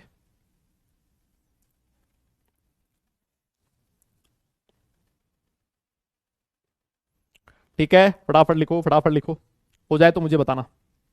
हो गया, ऑल राइट ऑल राइट। आइए सर एक क्वेश्चन कर लेते हैं, है ना, एक क्वेश्चन कर लेते हैं। एक क्वेश्चन आपकी स्क्रीन पर ये रहा, सुनो, है ना, एक क्वेश्चन आपकी स्क्रीन पर ये रहा, लिखता है calculate the percentage ionic character of bond, एक बॉन्ड का आयनिक कैरेक्टर निकालना है जिसकी बॉन्ड लेंथ कितनी दे रखी है, 0.22 एंगस्ट्रॉम दे रखी है, और उसका डायपोल मोमेंट 1.82 डिवाइड दे रखा है। अब तुम मुझे ये बता दो, ये डायपोल मोमेंट 1.82 डिवाइड दे रखा है, इसका मतलब ये म्यू ऑब्जर्व्ड है कि म्यू कैलकुलेटेड है। अरे सर ऑब्वियस सी बात होगी, जो म्यू ऑब्जर्व्ड होता है वही क्वेश्चन में गिवन होता है, 1.82 डिवाइड, यस 1.82 डिवाइड, ये दे रखा है मुझे म्यू ऑब्जर्व्ड, ठीक है ना। और मान लेते हैं एक बॉन्ड है दो एटम्स ए और बी के बीच, इस क्वेश्चन में हमें बॉन्ड लेंथ दे रखी है, देखो बॉन्ड लेंथ कितनी दे रखी है, 0.22 एंगस्ट्रॉम दे रखी है, और दादा मैं इस एंगस्ट्रॉम को कन्वर्ट कर देता हूं किसमें, मीटर में, है ना, तो 10⁻⁻10 मीटर हो जाएगा। सर म्यू कैलकुलेटेड अगर मुझे निकालना है, यस म्यू कैलकुलेटेड निकालना है तो फॉर्मूला होता है क्यू इंटू डी। सर मेरे पास डी तो है लेकिन मेरे पास क्यू नहीं है, सर मान रहे हो, मेरे पास क्यू नहीं है, मैं क्यू कैसे मानूं। आप एक काम करो, जब भी ऐसे क्वेश्चन सॉल्व करते हैं ना हम लोग, हमेशा चार्ज मान लिया करो 1 यूनिट, कि ये वाला बॉन्ड टूटा, एक पे प्लस है एक पे माइनस है ना, ये बॉन्ड है तो कोवेलेंट लेकिन मैं इसको क्या मानूंगा, आयोनिक मानूंगा, है ना, आयोनिक मान के सॉल्व करना होता है। और जब मैं इसको आयोनिक मानूंगा तो एक पे +1 चार्ज आएगा और एक पे -1 चार्ज आएगा, मैं सही कह रहा हूं क्या? ये मानना पड़ता है, मतलब इस क्वेश्चंस को सॉल्व करने के लिए, इस तरह के क्वेश्चंस को सॉल्व करने के लिए हम ये मान के क्वेश्चन को सॉल्व करते हैं कि जब इन पे जो चार्ज आया, एक पे प्लस एक पे माइनस आएगा, तो इस पे +1 इस पे -1 आएगा, तो ये जो चार्ज होगा बेटा वो कितना हो जाएगा, +1 -1 का मतलब समझते हो, 1.6 इंटू 10⁻⁻19 कूलम। यस, और ये जो डी दे रखी है वो कितनी दे रखी है, 0.22 इंटू 10⁻⁻10, इसकी यूनिट क्या हो जाएगी, कूलम मीटर। एक बार मुझे कैलकुलेट करके बताओ ये कितना मिल रहा है। यस यस, ये कैलकुलेट करके बताओ जरा कितना मिल रहा है ना, मैं भी एक बार फटाफट से देख लेता हूँ, कैलकुलेटर निकाल लेते हैं, आ जाओ भैया प्रकट हो। तो हमें कैलकुलेट करना है, देखो 1.6 को मल्टीप्लाई करना है किससे, 0.22 से, तो सर ये कितना मिल गया, 0.352 है ना, ये हो गया सर 0.352 इंटू 10⁻⁻29 कूलम मीटर, ये आ गया है म्यू कैलकुलेटेड। यस, और म्यू ऑब्जर्व्ड हमारे पास पहले से है ना, हमारे पास म्यू ऑब्जर्व्ड पहले से ही, ये रहा सर। अब देखो, जब मुझे परसेंटेज आयनिक कैरेक्टर निकालना है तो mu observed upon mu calculated होगा, लेकिन सर एक छोटी सी दिक्कत है। मैंने कहा क्या दिक्कत है भाई? आप कहोगे सर देखो ऊपर वाला तो डिबाई में है और नीचे वाला कूलम मीटर में है, तो दोनों की मतलब यूनिट तो सेम होनी चाहिए ना सर, भाई दोनों की जो यूनिट है वो तो सेम होनी चाहिए ना। तो मैंने कहा कोई बात नहीं, मैंने तुझे 1 डिबाई का कूलम मीटर के साथ रिलेशन बताया था, याद है किसी को? 1 डिबाई का कूलम मीटर के साथ रिलेशन बताया था, याद है क्या किसी को? 3.33 इंटू 10⁻⁻30 कूलम मीटर होता था, याद आया कुछ भाई? ऐसा याद आया क्या? तो सर अगर मेरे पास म्यू ऑब्जर्व्ड है और वो 1.82 डिबाई है, तो क्या मैं इसको ऐसे लिख सकता हूं, 1.82 इंटू 3.33 इंटू 10⁻⁻30 कूलम मीटर, लिख सकता हूं क्या? अरे बेटा वो डिबाई और कूलम मीटर में रिलेशन पूछ रहा हूं, डिबाई और कूलम मीटर में क्या रिलेशन था, ये 10⁻⁻18 जो बता रहे हो ना, वो डिबाई और ईएसयू सेंटीमीटर में रिलेशन था। मुझे रिलेशन चाहिए डिबाई और कूलम मीटर में, क्यों? क्योंकि ये कूलम मीटर में, तो आप चाहते तो इस कूलम मीटर को डिबाई में कन्वर्ट कर सकते थे या फिर डिबाई को कूलम मीटर में कन्वर्ट कर लो, आपकी श्रद्धा, इट्स योर चॉइस। तो सर अब हो गया हमारा क्वेश्चन, परसेंटेज आयोनिक कैरेक्टर निकालना है हमें, है ना। तो सर ये आ जाएगा mu observed upon mu calculated into 100%, है ना। और सर हमारे पास ऑब्जर्व्ड वैल्यू ये रही, ऑब्जर्व्ड ये है 1.82 3.33 इंटू 10⁻⁻30, और ये रहा सर कैलकुलेटेड 0.352 इंटू 10⁻⁻29 इंटू 100%। बस ये कैलकुलेशन है, आप लोग कर लेना, यही हमारा परसेंटेज आयनिक कैरेक्टर आएगा। बताइए समझ में आया कि नहीं आया? यस यस यस, जल्दी बोलो, क्या आप लोगों को ये चीज समझ में आएगा? हमेशा मतलब इसी तरह से क्वेश्चन को सॉल्व करना होता है ना, इसी तरह से हमें क्वेश्चन को सॉल्व करना होता है। जब भी ऐसा क्वेश्चन आए हमेशा जो चार्ज की वैल्यू है कितनी मान लेना, 1 यूनिट मान लेना, 1.6 इंटू 10⁻⁻19 कूलम मान लेना, हो जाएगा क्या? यस, डन है, समझ में आ गया ना? अगर ऐसा क्वेश्चन आएगा तो निपटा दोगे ना भाई, पक्का ना? हाँ, तो भाई ये कैलकुलेशन है, आप लोग कैलकुलेशन खुद से कर ले। कैलकुलेशन है, आप लोग चाहें तो कैलकुलेशन खुद से कर सकते हो। कितना आ रहा है ये? कैलकुलेशन करके बताऊं क्या, कुछ गड़बड़ तो नहीं है? हाँ लो आओ देखें, कैलकुलेशन कर लेते हैं एक बार। सर ऊपर कितना मिल रहा है, 1.82, आप इसको मल्टीप्लाई कीजिए कितने से, 3.33 से, ये आ रहा सर 6.06 है ना, तो ऊपर हो जाएगा 6 इंटू 10⁻⁻30, ऐसे लिख देता हूं, है ना। और सर नीचे वाला जो डेटा है वो क्या आएगा, नीचे वाला जो डेटा है उसको भी देख लेते हैं एक बार, 0.32 है ना, तो 6 को 0.32 से डिवाइड करो, 0.352, सर ये वैल्यू तो 1 से बड़ी आ रही है, ओ भाई साहब ये तो गजब आ रहा है, मतलब ये तो 17 पॉइंट कुछ समथिंग आ गया है सर, 17.04 इंटू 100%, अरे सर ये तो 100 से ज्यादा हो गया सर, ये तो 170% हो गया सर, क्या बात कर रहे हो, है ये तो गड़बड़ हो गई भैया, मतलब डेटा में लफड़ा है भाई। हाँ बेटा ये डेटा में लफड़ा है भाई, देखो ये 10 टू दी इंटू इंटू 10⁻⁻1 तो है ही, है ना, ये 10⁻⁻1 भी तो होगा, इंटू 100% है ना, तो ये मुझे लग रहा है, ये मुझे लग रहा है लगभग लगभग 170% के लगभग आ रहा है ना, मतलब 100% तो ज्यादा हो नहीं सकता ना, मतलब ये तो कुछ ज्यादा हो गया, है ना, मतलब डेटा में थोड़ा सा लोचा है भाई, लोचा है थोड़ा सा, क्या लोचा है, लोचा ये है कि ये जो ऑब्जर्व वाली वैल्यू है ना, ये जो ऑब्जर्व वाली वैल्यू बहुत ज्यादा दे रखी है ना, तो आप लोग इसको पॉइंट, इसको अगर हम लोग 0.82 लिख दें तो कैसा रहेगा, है 0.82 लिख दें तो कैसा रहेगा, मतलब ज्यादा बड़ा आ गया, 100 से ज्यादा परसेंटेज 100 से ज्यादा हो गया सर, है। हाँ देखो सर, इसको 0.82 लिख के करते हैं, देखें एक बार के लिए ना, इसको अगर मैं 0 लिख दूं तो यहाँ 0 आएगा, है ना, यहाँ 0 आएगा, यहाँ 0 आएगा, है ना। और अब एक बार के लिए इसको सॉल्व करते हैं वापस, है ना, एक बार इसको वापस सॉल्व करते हैं, देखते हैं। तो अब की बार 0.82 और इंटू 3.33, ये वैल्यू मिल गई। ये क्या कर दिया, 0.82 लिखना था भाई, 0.82 यस, और इसको मल्टीप्लाई कर दिया किससे, 3.33 से, और ये आ रहा सर 2 पॉइंट, और इसको अगर मैं डिवाइड कर दूं 0.352 से, तो ये वैल्यू मिल रही है मुझे 7.7। हाँ अब तो ठीक है, मतलब अगर ऐसा है तो ये आएगा सर 7.7, मतलब लगभग 77% के लगभग, है ना। तो अब इसको ठीक कर लो थोड़ा, 0.82 डिवाइड लिख दो, है ना, यहां 1 की जगह क्या लिख लो, 0 लिख दो, ताकि हमारा कैलकुलेशन वगैरह आसान रह सके, है ना, कल को तुम बवाल ना करो, है ना, कि सर अरे सर 100% से ज्यादा कैसे आ गया। भाई वो 100% से ज्यादा इसलिए आया बिकॉज थोड़ा सा डेटा में लफड़ा था। ठीक है, डन है, यस यस, हाँ लगभग 70% के लगभग आए। समझ में आ गया ना, मतलब दिक्कत वाली चीज और कुछ नहीं है, आपको कॉन्सेप्ट समझ में आना चाहिए कि सर इस तरह से क्वेश्चंस को सॉल्व करना होता है, हो जाएगा ना। तो देखो सर, आप आओ देखिए एक क्वेश्चन देख लेते हैं सर, ये वाला क्वेश्चन है, एक बार देखो इसको। कहता है डाइपोल मोमेंट इतना दे रखा है, इसका मतलब सर ये क्या दे दिया, म्यू ऑब्जर्व दे दिया हमें क्वेश्चन में, और इंट्रायोनिक डिस्टेंस 1.8 एंगस्ट्रॉम दे दी, मतलब डी की वैल्यू दे दी, और परसेंटेज आयनिक कैरेक्टर हमसे पूछा है। मुझे बताओ क्या इसको घर से करके ला सकते हो क्या तुम, हाँ जी, क्या इसको घर से कर सकते हो क्या, यस यस यस, है ना, कर सकते हो ना, हो जाएगा ना।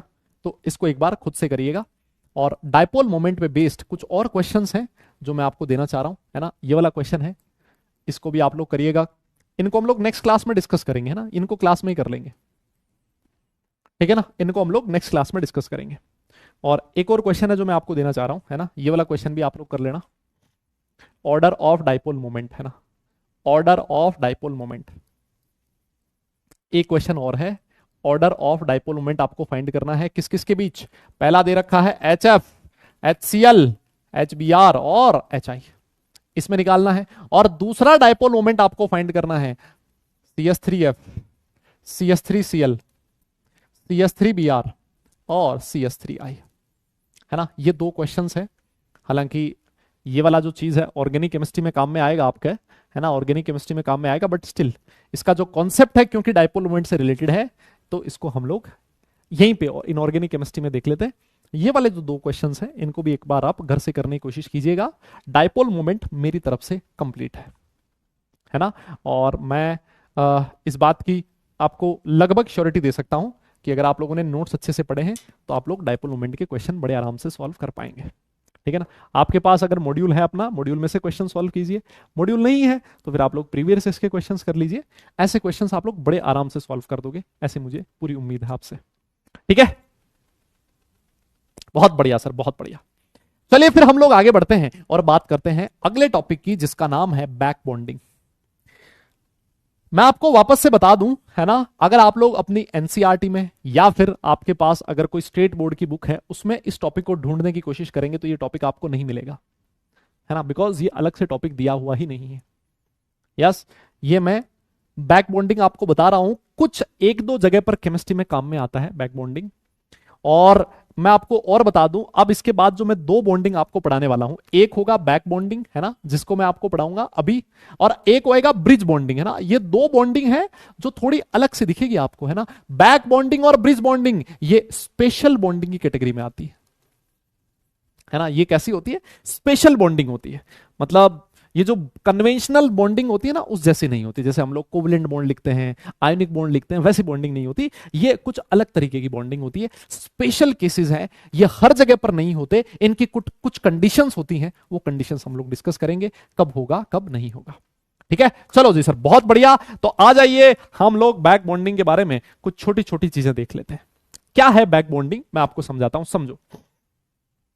मान लो दो एटम है ए और बी, है ना, ये दो एटम है, इन दोनों के बीच एक बॉन्ड बना हुआ है ना, एक बॉन्ड बन गया, ठीक है सर।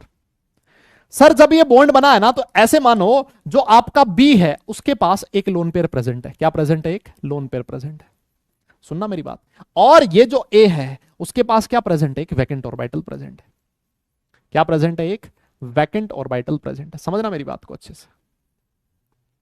कंडीशन देख रहे हो, दो एटम्स है जिनके बीच एक बॉन्ड बना हुआ है ना, एक कोवलेंट बॉन्ड बना हुआ है। और देखो जो एक एटम है दो में से, उसमें से एक एटम के पास एक लोन पेयर है और दूसरा एटम है उसके पास एक वैकेंट ऑर्बिटल है। मतलब समझ रहे हो, इसके पास लोन पेयर है तो ये इलेक्ट्रॉन दे सकता है क्योंकि इसके पास लोन पेयर है, और इसके पास एक वैकेंट ऑर्बिटल है तो ये इलेक्ट्रॉन ले सकता है। एक का देने का मन है, एक का लेने का मन है। अगर ऐसा हुआ तो ये जो दोनों ऑर्बिटल है ये बोलेंगे आपस में मिलन कर लेते हैं हम, है ना। इन दोनों ऑर्बिटल्स का आपस में मिलन हो जाएगा, मतलब ये दोनों ऑर्बिटल एक दूसरे के साथ ओवरलैप कर लेंगे, और ये जो इस तरह की ओवरलैपिंग होती है, this overlapping is known as back bonding. इस तरह की जो ओवरलैपिंग है, this is known as back bonding. This is known as back bonding. समझे क्या? वैकेंट ऑर्बिटल क्या होता है? अच्छा, भावेश गर्ग जी का क्वेश्चन है कि सर एक बात बताओ, ये वैकेंट ऑर्बिटल क्या होता है ना। भाई क्वेश्चन तो बहुत जबरदस्त आया, ये बहुत जबरदस्त क्वेश्चन है। वैकेंट का मतलब होता है बेटा खाली, है ना। कई लोगों का भेजा होता है ना खाली, उसकी तरह, है ना, खाली एम्प्टी ऑर्बिटल है जिसमें कोई इलेक्ट्रॉन प्रेजेंट नहीं है। अभी मैं एग्जांपल दूंगा, चिंता मत करो, है ना, एग्जांपल भी दूंगा, अभी तुम रुको, है ना। पैसा तुमने दिया है तो जितना तुमने पैसा दिया उससे ज्यादा मिलेगा, तुम टेंशन मत लिया करो, एकदम से तुम टेंशन में आ जाते हो, है ना। हाँ, तो कंडीशन क्या है देखो, मैं आपको वापस समझा देता हूं। कंडीशन ये है कि एक एटम के पास लोन पेयर होना चाहिए और दूसरे एटम के पास वैकेंट ऑर्बिटल होना चाहिए। अगर ऐसा है तो ये जो दोनों ऑर्बिटल है ये एक दूसरे के साथ क्या कर लेंगे, ओवरलैपिंग कर लेंगे, and this overlapping is known as back bonding. अब सुनो, ये जो लोन पेयर जिसके पास है इसका मतलब ये डोनर है। जब इन दोनों ने आपस में ओवरलैप किया है, मतलब इसने अपना लोन पेयर इसके वैकेंट ऑर्बिटल में दे दिया, तो ये डोनर है और ये वाला एक्सेप्टर है ना। सुनो, जनरली क्या होता है, जनरली आपका जो डोनर होता है वो इलेक्ट्रॉन रिच होता है, और जो ये हमारा एक्सेप्टर होता है ना, ये इलेक्ट्रॉन डेफिशिएंट होता है, बेचारे के पास इलेक्ट्रॉन होते नहीं है, इस वजह से इसकी टेंडेंसी इलेक्ट्रॉन लेने की होती है। जनरली बोल रहा हूं, इसका मतलब हमेशा ऐसा नहीं होता, मैक्सिमम केसेस में होता है कि ये इलेक्ट्रॉन डेफिशिएंट होगा और इलेक्ट्रॉन रिच होगा। Yes yes yes yes. एक मिनट रुकना बेटा, है ना, एक मिनट रुकना, आप लोग 1 मिनट रुकिएगा।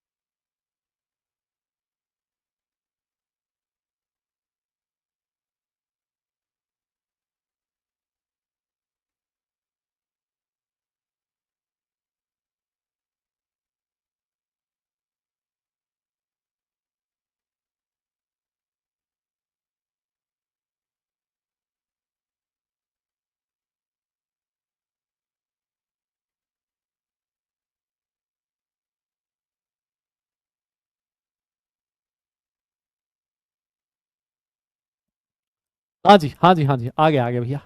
अरे कोई कॉल आ गया था, कोई इंपॉर्टेंट कॉल था, हाँ, कुछ जरूरी कॉल आ गया था, फोन वोन आ गया था, है ना। हाँ भाई, बॉस का फोन आ गया था, बॉस मतलब है।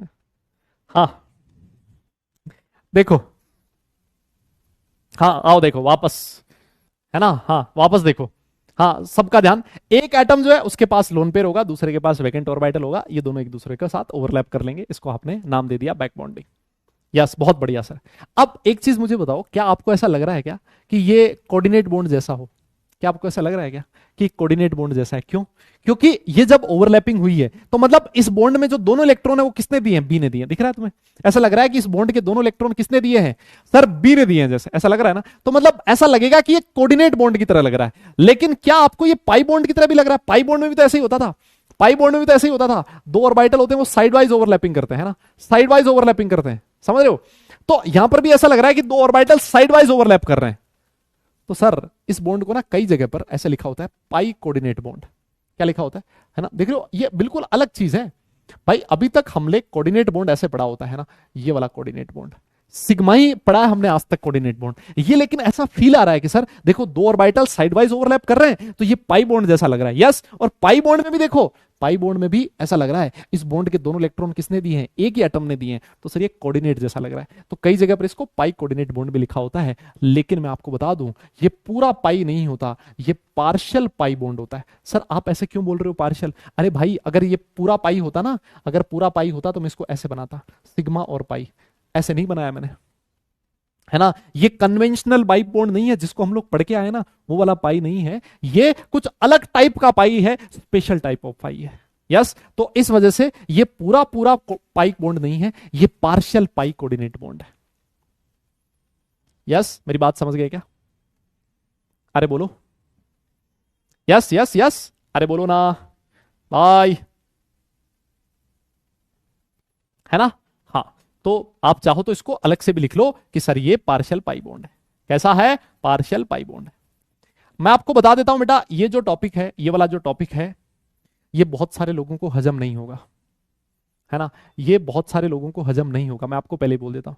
और जिनको ना हजम होना, प्लीज आप लोग मतलब कृपा करके आराम से, आधे घंटे की अपनी क्लास बची है, आप जाओ आधे घंटे घूमो फिरो, अपना माइंड फ्रेश करो, कोई दिक्कत नहीं है। ये टॉपिक आपको बहुत ज्यादा देखने को नहीं मिलेगा केमिस्ट्री में, है ना। कई एक दो जगह देखने को मिलेगा, मेंस पॉइंट ऑफ व्यू से एक दो जगह देखने को मिलेगा, तो ठीक है, आप लोग इतना तो अफोर्ड कर ही सकते हो, है ना। और जो लोग हजम कर पाए, मैं आपसे बोलूंगा वही लोग क्लास में रुके।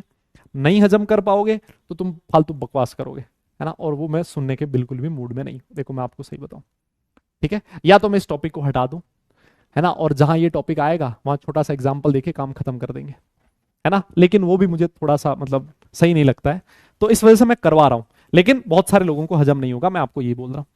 सर यहां देखो एक बहुत बढ़िया चीज लिखी है आपने कि सर ये एक, यहां देखो ये लिखा है पार्शियल पाई बॉन्ड होता है ना, ये पार्शियल पाई बॉन्ड होता है, और पार्शियल पाई बॉन्ड में भी कैसा, कोऑर्डिनेट पाई बॉन्ड होता है। अच्छा, यहां पर एक चीज और लिखी है, देखो लिखता है it is a kind of intramolecular Lewis acid base interaction. लेकिन मैं गारंटी दे सकता हूं अगर तुमने ये दो टॉपिक समझ लिए ना, मतलब बैक बॉन्डिंग और ब्रिज बॉन्डिंग, तो तुम ऐसे खुश हो जाओगे, तुम्हें मन से ऐसे मतलब खुशी सी मिलेगी ना, तुम्हें ऐसा लगेगा कि तुमने बहुत बढ़िया चीज सीख ली है ना, बहुत बढ़िया चीज सीख ली अगर ये दोनों चीज तुमने समझ ली तो अच्छे से। यहां पर एक बहुत बढ़िया चीज लिखी है, लुईस एसिड और लुईस बेस। मुझे एक बात बताओ, मैंने आपको एक चीज बताई थी, लुईस एसिड की टेंडेंसी क्या होती है और जो लुईस बेस होती है उसकी टेंडेंसी क्या होती है, मैंने आपको एक दिन बताया था, है ना। लुईस एसिड जो होते हैं ये ऐसे सब्सटेंसेस होते हैं जिनकी टेंडेंसी होती है tendency to gain electron pair. ये ऐसे सब्सटेंसेस होते हैं जिनकी टेंडेंसी इलेक्ट्रॉन पेयर गेन करने की होती है। और लुईस बेस जो होते हैं वो ऐसे सब्सटेंसेस होते हैं जिनकी tendency to donate electron pair. Yes, उनकी टेंडेंसी क्या होती है, इलेक्ट्रॉन पेयर डोनेट करने की होती है। ये मैं चीज आपको बता चुका हूं, एक दिन बताया था मैंने कि जो BF3 होता है, यस मैंने आपको बताया था ना, BF3 बोरोन है, बोरोन।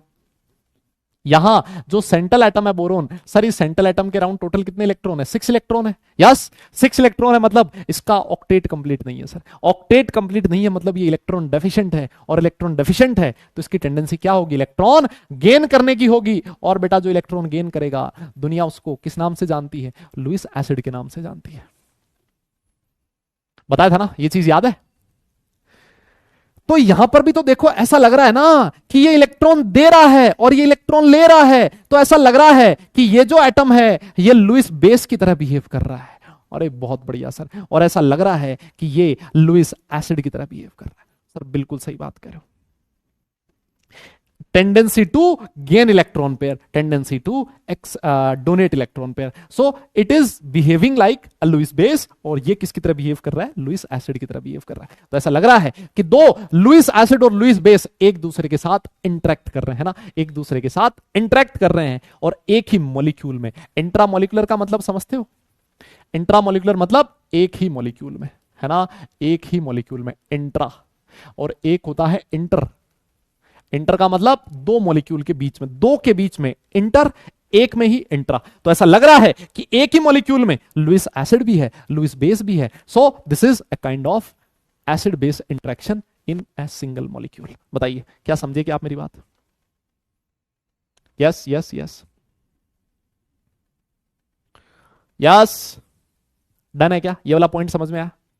ये वाला पॉइंट समझ में आया पक्का, है ना? डन है, हो गया क्या? पक्का, वेरी गुड, बहुत बढ़िया सर। अब ये जो सर बैक बॉन्डिंग होती है ना, इस बैक बॉन्डिंग के भी कुछ टाइप्स होते हैं, या फिर रिक्वायरमेंट देख लेते हैं एक बार, है ना? बैक बॉन्डिंग की रिक्वायरमेंट देख लें, है ना? बैक बॉन्डिंग की रिक्वायरमेंट देख लेते हैं। सर बैक बॉन्डिंग कब होगा, है ना? बैक बॉन्डिंग कब होगा मैं आपको बता चुका हूं। बैक बॉन्डिंग सबसे पहली चीज, एक एटम जो है ना उसके पास क्या होना चाहिए, लोन पेयर, और सर जो दूसरा एटम है उसके पास क्या होना चाहिए, वैकेंट ऑर्बिटल। अभी मैं एग्जांपल दूंगा, उससे समझ में आएगा। यस, एक एटम के पास लोन पेयर होना चाहिए और दूसरे एटम के पास खाली ऑर्बिटल होना चाहिए। एक के पास देने वाला होना चाहिए, एक के पास एक्सेप्ट करने के लिए एक आपका हमारा वैकेंट ऑर्बिटल होना जरूरी है, ठीक है ना? तो ये पहला वर्क पॉइंट तो ये हो गया। एक चीज और देखो, ये कहता है कि जो एटम्स की साइज है ना, size of the atoms must be small, है ना? जो एटम की साइज है ना वो बहुत छोटी होनी चाहिए। एक चीज समझो, मान लो ये दो एटम बड़ी बड़ी साइज के हैं, आपको याद है हमने ओवरलैपिंग पढ़ी थी, एक्सटेंट ऑफ ओवरलैपिंग। हमने कहा था जैसे जैसे एटम्स की साइज बढ़ती है ओवरलैपिंग वीक होती जाती है, याद आएगा कुछ? एक्सटेंट ऑफ ओवरलैपिंग में हम लोग n1 प्लस n2 की वैल्यू कैलकुलेट करते थे, है ना? n1 प्लस n2 ज्यादा होता था तो हम कहते थे एक्सटेंट ऑफ ओवरलैपिंग कम होगी, n1 प्लस n2 की वैल्यू कम है तो एक्सटेंट ऑफ ओवरलैपिंग ज्यादा होती थी। याद आया कुछ ऐसा? याद आया क्या? पक्का ना? तो वही सेम चीज यहां है कि एटम्स अगर स्मॉल साइज के होंगे ना तभी ये जो बैक बॉन्डिंग है ये इफेक्टिव होगी। सर देखो ये जो बॉन्ड है ना बैक बॉन्ड वाला, ये वैसे ही वीक बॉन्ड है, मतलब ये एक तरह का वीक बॉन्ड, पाई बॉन्ड वैसे भी वीक होता है, और अगर मान लो आप एटम की साइज और बड़ी कर दोगे तो ये इतना वीक हो जाएगा कि उसको आप इफेक्टिव नहीं मान सकते, है ना? तो एटम्स की जो साइज है वो कैसी होनी चाहिए? एटम्स की जो साइज है वो कैसी होनी चाहिए बेटा? छोटी होनी चाहिए। अरे बात ये आती है कि अब छोटी कहां, किसको छोटी मानोगे, है ना? किसको छोटी मानोगे? सर देखो छोटी का मतलब हो गया बैक बॉन्डिंग कब इफेक्टिव होती है, जब दो एटम में से एक तो हो सेकंड पीरियड का और दूसरा हो या तो सेकंड पीरियड का या थर्ड पीरियड का। मतलब ये जो दो एटम है इनमें से एक एटम तो कम से कम सेकंड पीरियड का होना ही चाहिए। मान लो ये वाला जो एटम है वो सेकंड पीरियड का एलिमेंट है, यस, ये वाला जो एटम है वो भी सेकंड पीरियड का एलिमेंट है, तो बहुत बढ़िया, एकदम जबरदस्त, मजा आ जाएगा। ये वाला एटम अगर थर्ड पीरियड का है तब भी चलेगा, लेकिन अगर मान लो ये भी थर्ड पीरियड का है और ये भी थर्ड पीरियड का है तो नहीं चलेगा। क्यों? क्योंकि अब साइज इतनी बड़ी हो चुकी है कि ओवरलैपिंग इतनी इफेक्टिव नहीं होगी, वहां मैं बैक बॉन्डिंग कंसीडर नहीं करूंगा। तो ये जो दो एटम बैक बॉन्डिंग में पार्टिसिपेट कर रहे हैं, बैक बॉन्डिंग में जो पार्टिसिपेट कर रहे हैं, उन एटम्स में से एक एटम सेकंड पीरियड का और दूसरा एटम या तो सेकंड का या थर्ड का हो सकता है। मान लो यहां सेकंड का है यहां फोर्थ का है, फिर भी नहीं चलेगा। एक एटम सेकंड का, दूसरा सेकंड या फिर थर्ड का होगा। अगर ऐसा है इसका मतलब वहां पर बैक बॉन्डिंग इफेक्टिव है, अगर ऐसा नहीं है मतलब वहां बैक बॉन्डिंग इफेक्टिव नहीं है। मैं आपको पहले बोल देता हूं ये कंडीशन है, थोड़ा सा इसका ध्यान रखना। यस, आप बोलोगे सर एक एग्जाम्पल दो जरा, है ना? सर आप एग्जाम्पल दो, काफी टाइम से बोल रहे थे कि आप बताओगे बताओगे बताओगे, तो मैंने कहा लो आ जाओ भाई एग्जाम्पल दे देते हैं तुम्हें, है ना? एक एग्जाम्पल देते हैं, सुनो मेरी बात। एक मैंने एग्जाम्पल लिखा है तुम्हारे सामने BF3 का, ये रहा सर बोरोन, है ना? बोरोन, यस, इधर आओ देखो सर, बोरोन का इलेक्ट्रॉनिक कॉन्फ़िगरेशन होता है 1s2 2s2 2p1। यस, अगर आप इसकी ग्राउंड स्टेट बनाओगे, बताओ ये अपनी ग्राउंड स्टेट में कितने बॉन्ड बना पाएगा? जल्दी बोलो बेटा। सर इसके पास एक ही वैकेंट ऑर्बिटल है तो अपनी ग्राउंड स्टेट में एक बॉन्ड बना पाएगा। मैंने कहा यार ये वाला जो इलेक्ट्रॉन है उछल के यहां भेज दूं, फिर बोलो सर फिर ठीक है। उसको आप लोग क्या बोलोगे? फर्स्ट एक्साइटेड स्टेट बोलोगे। सर फर्स्ट एक्साइटेड स्टेट में 2s में एक इलेक्ट्रॉन है और 2p में दो इलेक्ट्रॉन। ये वाले जो तीन है सर, ये वाले जो तीन ऑर्बिटल हैं ये आपस में क्या करेंगे? हाइब्रिडाइज होंगे, और हाइब्रिडाइज होके sp2 हाइब्रिडाइजेशन हो जाएगा। ये रहा सर बोरोन, ये रहा फ्लोरीन, ये रहा फ्लोरीन, तीन फ्लोरीन के एटम बोरोन से जुड़ जाएंगे, हाइब्रिडाइजेशन आपने sp2 लिख दिया। सही कह रहा हूं? बहुत बढ़िया। लेकिन सर ये देखो, ये रहा बोरोन और इस बोरोन के पास देख रहे हो एकदम खाली ऑर्बिटल, वैकेंट ऑर्बिटल प्रेजेंट है।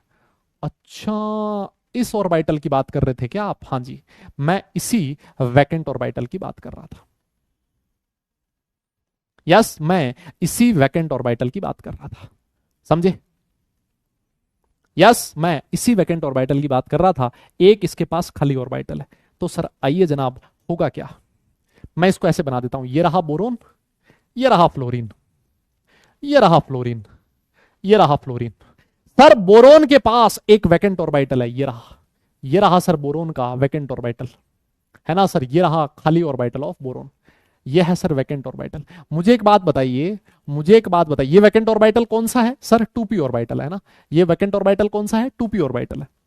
मुझे एक बात बताइए, जो फ्लोरीन है, क्या फ्लोरीन के पास लोन पेयर होता है? आप बोलोगे सर फ्लोरीन के पास तो मतलब धमाधम लोन पेयर होते हैं, देखो 3-3 लोन पेयर होते हैं, एक क्या, है ना, 3-3 लोन पेयर होते हैं सर, एक क्या। तो मेरे भाई इसके पास भी एक ऑर्बिटल ऐसा है जिसमें लोन पेयर प्रेजेंट है, इस वाले फ्लोरीन के पास भी लोन पेयर प्रेजेंट है, यस, और इस वाले फ्लोरीन के पास भी लोन पेयर प्रेजेंट है।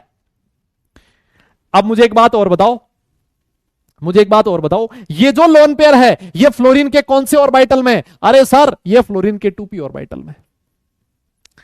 वो वाली जो कंडीशन बताई थी ना मैंने,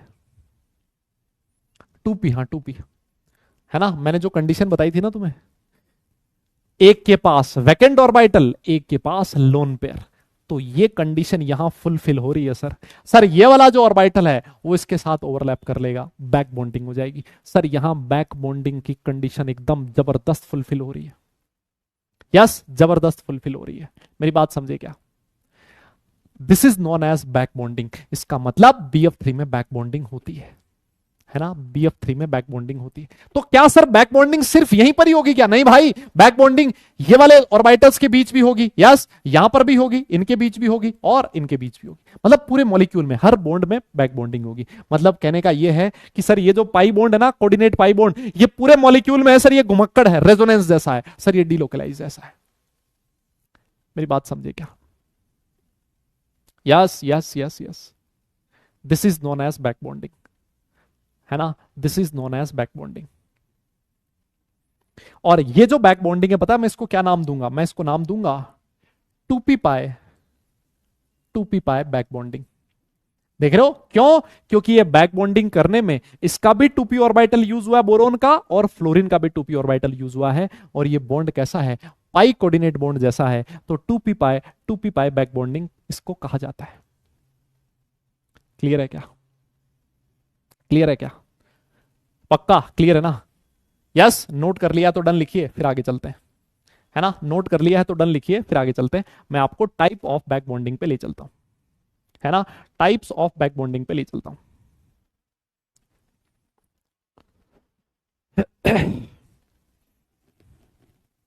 टाइप्स ऑफ बैक बॉन्डिंग पे ले चलता हूं, फटाफट लिखिए। हाँ, इसके क्वेश्चंस कैसे आएंगे अभी मैं बताऊंगा बेटा, थोड़ा वेट तो करो तुम। क्वेश्चंस कैसे आएंगे, पहले तुम्हें भाग के वहां जाना होता है, पहले टॉपिक तो समझो आप, क्वेश्चन भी समझा दूंगा मैं, है ना, क्वेश्चंस भी समझा दूंगा मैं। हो गया, डन है, बहुत बढ़िया सर। तो सर ये जो बैक बॉन्डिंग होती है ना, इसके दो टाइप होते हैं। पहली जो टाइप होती है वो होती है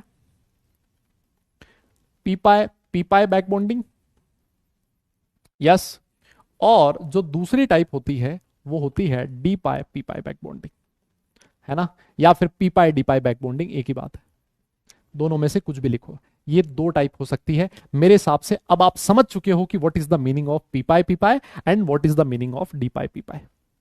बताओ, समझ चुके हो ना? कोई दिक्कत थोड़ी ना है। इसका मतलब यह है कि सर वहां जैसे अभी आपने एग्जांपल दिया था, ये पाई बॉन्ड बनाने में दोनों के 2 पीपी ऑर्बिटल यूज हो रहे हैं तो पी पाई हो जाएगा। अगर मान लो एक का पी और एक का डी ऑर्बिटल यूज हो रहा है तो वो डी पाई पी पाई हो जाएगा। ये दो तरह की बैक बॉन्डिंग होती है जो हमें पढ़नी होती है। डी बैक बॉन्डिंग जो होती है ना, डी पाई वो इफेक्टिव नहीं होती, और वो इफेक्टिव नहीं है तो उसको हम लोग यहां कंसिडर नहीं करते। ये दो तरह की बैक बॉन्डिंग पढ़नी होती है हमें, ठीक है। तो मुझे एक बात बताओ, अगर मैं आपसे पूछूं, है ना, अगर मैं आपसे पूछूं कि बताइए इनमें से कौन कौन सी बैक बॉन्डिंग पॉसिबल है, तो क्या आप मुझे बता पाओगे क्या? कौन कौन सी बैक बॉन्डिंग इफेक्टिव है, बताना जरा।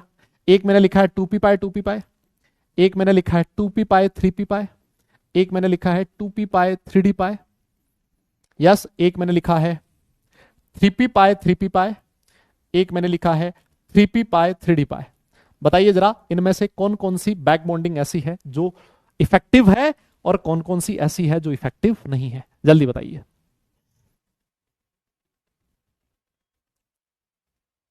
हाँ जी, जल्दी बताइए, कौन कौन सी बैक बॉन्डिंग इफेक्टिव है और कौन सी नहीं है, कौन कौन सी नहीं है। हाँ जी, बताइए जनाब, इसमें से फटाफट बताइए, तब तक मैं डाउट देख लेता हूं। इसमें भी रेजोनेंस होगा या नहीं सर? बेटा यहाँ रेजोनेंस नहीं बोलते हैं प्रियांशी, इसको रेजोनेंस नहीं बोलते। आप ये बोल सकते हो कि जो बैक बॉन्डिंग है, बैक बॉन्डिंग वाला जो पाई कोऑर्डिनेट बॉन्ड है ना, वो तीनों जगह पे घूम रहा है, मतलब वो तीनों जगह पे प्रेजेंट है, आप ऐसे बोल सकते हो, है ना इसको, लेकिन इसको रेजोनेंस नहीं बोलेंगे। सर पीपाई डीपाई, बेटा पीपाई डीपाई लिखो, डीपाई पीपाई लिखो, मतलब मैंने बोला तो सही, दोनों में से कुछ भी लिखो, एक ही बात है, एक का पी एक का डी यूज होना चाहिए।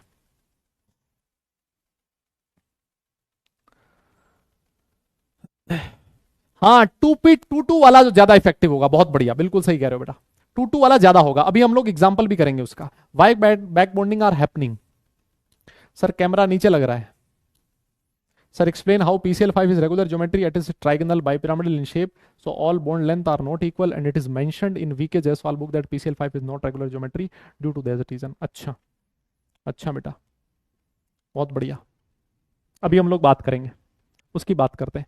PCl5 में, अरे मेरे भाई तुम्हें लिखवाया तो था यार, ये जो तीन एंगल होते हैं, ये तीन एंगल एक दूसरे से 120 डिग्री के एंगल पे होते हैं, तो इन तीनों का जो डायपोल मोमेंट होगा एक दूसरे को कैंसिल आउट कर देगा, बिल्कुल कर देगा सर। ये जो एक्सियल वाले बॉन्ड होते हैं दो, माना कि ये एक्सियल वाले बॉन्ड लेंथ में बड़े हैं, ये माना लेंथ में बड़े हैं, लेकिन मेरे भाई ये दोनों एक दूसरे को कैंसिल आउट नहीं करेंगे क्योंकि एंगल तो 180 डिग्री का है। तो लेंथ बड़ी होने से डायपोल मोमेंट पे क्या फर्क पड़ रहा है? इसकी लेंथ बड़ी है तो जितनी इसकी बड़ी है उतनी भी तो इसकी बड़ी है, तो डी बढ़ जाएगा, लेकिन जो डायरेक्शन है वो तो ऑपोजिट है, डायरेक्शन ऑपोजिट है तो कैंसिल आउट तो होगा ही ना। नहीं समझेगा दादा, डायरेक्शन ऑपोजिट है तो कैंसिल आउट होगा। म्यू नेट इसका कितना आएगा? जीरो आएगा। कल वाली क्लास में एग्जांपल करवाया हुआ है, PCl5 का नेट डायपोल मोमेंट जीरो आएगा, पिछली क्लास में करवा रखा है, एक बार जाके अपनी कॉपी देखिए, है ना। और वैसे ही SF6 का बना लेना, विश्वास ना हो तो SF6 में भी सारे कैंसिल आउट हो जाएंगे, है ना, और उसका भी डायपोल मोमेंट जीरो होगा। देखो सर, यहां पर मैंने कहा था एक एटम 2 का होना चाहिए, दूसरा 2 या 3 का हो सकता है, ये इफेक्टिव है।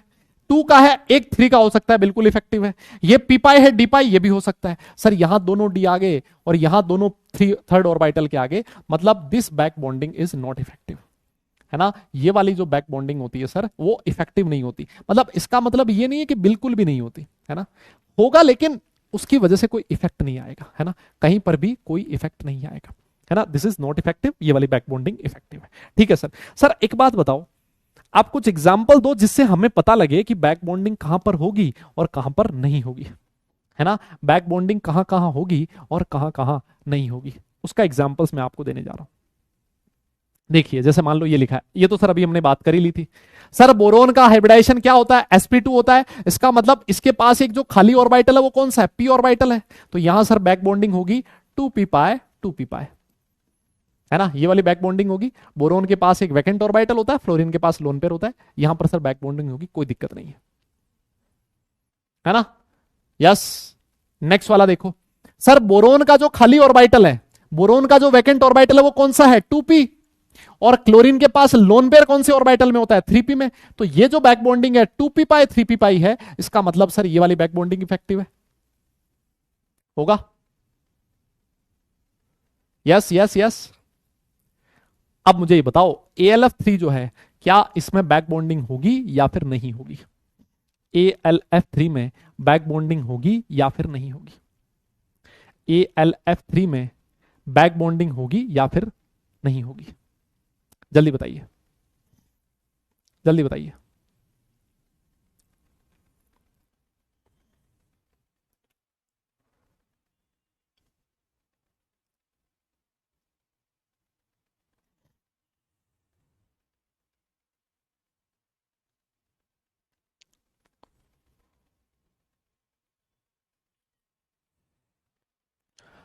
हाँ जी, होगी या नहीं होगी? नहीं होगी। वेरी गुड बेटा, मतलब मजा आ गया भाई, मजा आ गया, मजा आ गया। AlF3 तो सर आयोनिक होता है सर, है ना, ये तो आयनिक होता है सर, यहां पर कोई बैक बॉन्डिंग की बात नहीं होगी, है ना। बैक बॉन्डिंग के लिए तो एक कोवलेंट बॉन्ड होगा और फिर उसके बाद हम लोग बात करते हैं ओवरलैपिंग की। तो सर यहां तो आयनिक बॉन्ड होता है और आयोनिक है तो कोई बैक बॉन्डिंग नहीं होगी, बिल्कुल सही बात है, वेरी गुड। एकदम जोरदार मजा आ गया। यहां पर सर एल्यूमिनियम थर्ड पीरियड का एलिमेंट है ना, और एल्यूमिनियम का हाइब्रिडाइजेशन यहां पर भी sp2 है। इसके पास जो वैकेंट ऑर्बिटल है वो p का है, मतलब p में 3 होते हैं ना, तो 2 तो ऑर्बिटल बॉन्ड फॉर्मेशन में काम में आ गए, एक ऑर्बिटल बचा है ना, वो खाली है। कौन सा ऑर्बिटल खाली है इसका? 3p। और क्लोरीन का लोन पेयर भी कौन से ऑर्बिटल में होता है? 3p में। मतलब यहां पर जो ओवरलैपिंग होती है वो इतनी इफेक्टिव नहीं होती, क्योंकि ये 3p पाई ओवरलैपिंग है। यस हाँ, AlF3 मैंने आपको बताया था, AlF3 जो है वो कोवलेंट नहीं होता, और कोवलेंट नहीं है इसका मतलब उसमें किसी बैक बॉन्डिंग की बात नहीं होगी, है ना। तो यहां पर 3p पाई है, मतलब नॉट इफेक्टिव, है ना सर, ये इतनी इफेक्टिव नहीं होगी, है ना। ये आप लोग कैलकुलेट कर सकते हो बड़े आराम से, है ना। मैं इसी वजह से इतने सारे एग्जांपल लेके आया हूं। यहां आओ देखो, इसमें होगा कि नहीं होगा? सर सिलिकॉन है, थर्ड पीरियड का एलिमेंट है, इसका हाइब्रिडाइजेशन क्या है? sp3 है ना, 4 बॉन्ड बना रहा है, sp3 हाइब्रिडाइजेशन। लेकिन सर इसका ये थर्ड शेल का मेंबर है, मतलब इसका वैकेंट ऑर्बिटल कौन सा होगा? सर 3d होगा सर। कौन सा होगा? 3d होगा सर। तो सर इसका तो 3d ऑर्बिटल काम में आएगा, और फ्लोरीन का 2p ऑर्बिटल काम में आएगा। क्या ये ओवरलैपिंग इफेक्टिव है? बिल्कुल है सर, है ना। एक 2 और दूसरा 2 या 3 में से एक होना चाहिए। क्या यहां पर है क्या? सर यहां पर भी हाइब्रिडाइजेशन sp3 है, मतलब इसके पास कोई p ऑर्बिटल खाली नहीं है। खाली कौन सा है? d। तो ये हो जाएगा सर 3d पाए, और क्लोरीन का 3p ऑर्बिटल में लोन पेयर रखा है, तो ये 3d पाए 3p पाए। इसका मतलब ये वाला इफेक्टिव नहीं होगा। यस, ये वाली बैक बॉन्डिंग इफेक्टिव नहीं होगी। समझे क्या मेरी बात को, है ना। ये वाली इफेक्टिव नहीं होगी। कोई कह रहा है AlCl3 भी आयनिक होता है, मैंने तो नहीं बताया बेटा आयनिक होता है ना। अब तू मर्जी से मान ले, है ना, तू मर्जी से मान ले। यार ये कौन है?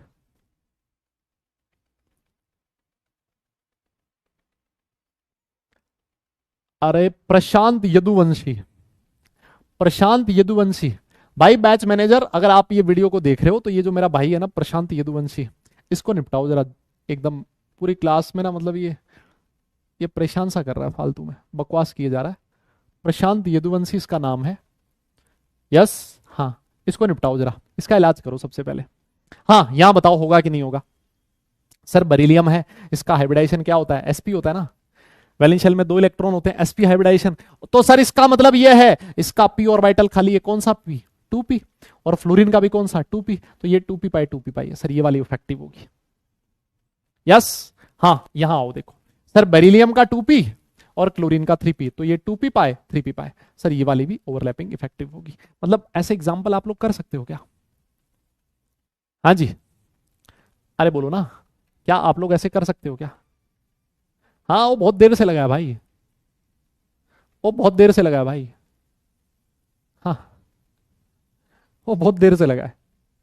यस लो जी जनाब, अब इसके बाद कुछ क्वेश्चंस हैं, ये मैं आपको होमवर्क में दे रहा हूं, करिएगा कि कहां कहां ओवरलैपिंग हो सकती है और कहां कहां नहीं हो सकती है। यस, कहां कहां बैक बॉन्डिंग पॉसिबल है और कहां कहां बैक बॉन्डिंग नहीं है। ठीक है, कर लोगे क्या ये वाले क्वेश्चंस? है ना, कर लोगे ना ये वाले क्वेश्चंस? बहुत बढ़िया सर, है ना। ये इनको हम लोग नेक्स्ट क्लास में डिस्कस करेंगे। अब इसके बाद हम लोग बात करते हैं, सर चलो ठीक है, बैक बॉन्डिंग हमें समझ में आ गया, क्या होता है बैक बॉन्डिंग, आप तो ये बताओ बैक बॉन्डिंग का इफेक्ट क्या होगा, है ना, बैक बॉन्डिंग की वजह से इफेक्ट क्या होता है। तो हम लोग बात कर लेते हैं इफेक्ट्स ऑफ बैक बॉन्डिंग, है ना, हम लोग बात कर लेते हैं इफेक्ट्स ऑफ बैक बॉन्डिंग। तो इसने देखो एक चीज लिखी है कि बैक बॉन्डिंग की वजह से क्या होगा। देखो हो क्या रहा है भाई, हमने कहा ये जो BF3 मॉलिक्यूल था, समझना इसको, है ना, बहुत आसान चीज है भाई, कोई मुश्किल चीज नहीं है। ये जो BF3 मॉलिक्यूल है सर, इसमें हो क्या रहा है, ये वाला ऑर्बिटल इसके साथ ओवरलैप कर रहा है। तो मुझे एक बात बताओ, इस बैक बॉन्डिंग की वजह से ये जो बोरोन फ्लोरीन बॉन्ड है, इसकी स्ट्रेंथ पे क्या फर्क पड़ेगा? क्या इसकी स्ट्रेंथ बढ़ेगी? यस यस यस, क्या इसकी स्ट्रेंथ बढ़ेगी या स्ट्रेंथ कम होगी? बताओ ना, इस बॉन्ड की स्ट्रेंथ पे क्या फर्क पड़ेगा? क्या लगता है आपका, बैक बॉन्डिंग की वजह से इस बॉन्ड की स्ट्रेंथ पे क्या फर्क पड़ेगा? यस यस, बैक बॉन्डिंग की वजह से इस बॉन्ड की स्ट्रेंथ पे क्या फर्क पड़ेगा? जल्दी बताइए क्या होगा। हाँ जी हाँ जी हाँ जी, क्या होगा जल्दी बोलो, बॉन्ड की स्ट्रेंथ पे क्या फर्क पड़ेगा? यस सर, बॉन्ड जो है ना, बॉन्ड की स्ट्रेंथ बढ़ेगी, है ना सर। ऑब्वियस ही बात है, ये एक अलग टाइप की बॉन्डिंग, एक नया बॉन्ड क्रिएट हो गया सर, दो एटम के बीच, ये सिंगल तो था ही, एक नया बॉन्ड और क्रिएट हो गया, तो इस बॉन्ड की स्ट्रेंथ जो है वो इंक्रीज होती है, एक नया बॉन्ड आ गया, बॉन्ड और मजबूत हो जाएगा। अच्छा, अगर बॉन्ड स्ट्रेंथ बढ़ेगी इसका मतलब बॉन्ड ऑर्डर बढ़ेगा?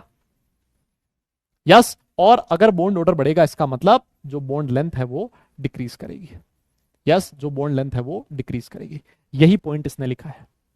जब भी किन्हीं दो एटम्स के बीच बैक बॉन्डिंग हो जाए, वो जो बॉन्ड होगा उसकी स्ट्रेंथ इंक्रीज कर जाती है। It always leads to increase in bond order and bond strength and decrease in bond length between the participating atoms.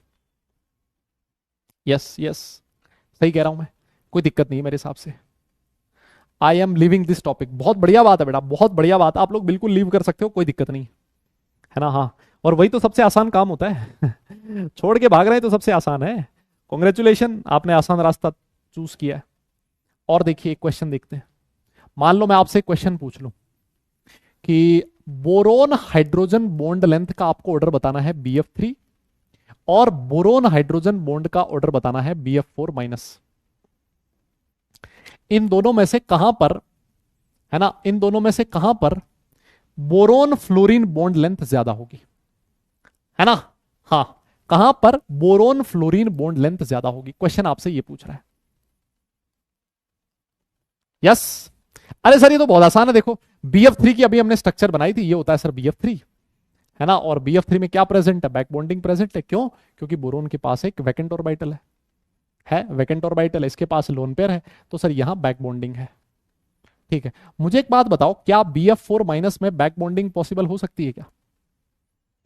Yes, अरे बोलो ना, क्या BF4- में, BF है, BH नहीं भाई, BH नहीं, BF भाई, BH नहीं है, BF है, ये BF bond, boron fluorine bond की बॉन्ड लेंथ पूछिए आपसे, है ना। यहां पर भी BF है, H कहां से आ गया, है ना, BF है बेटा। सर पूरा ही लिख दो, मतलब आप भी क्या कर रहे हो, ये बच्चों वाला खेल।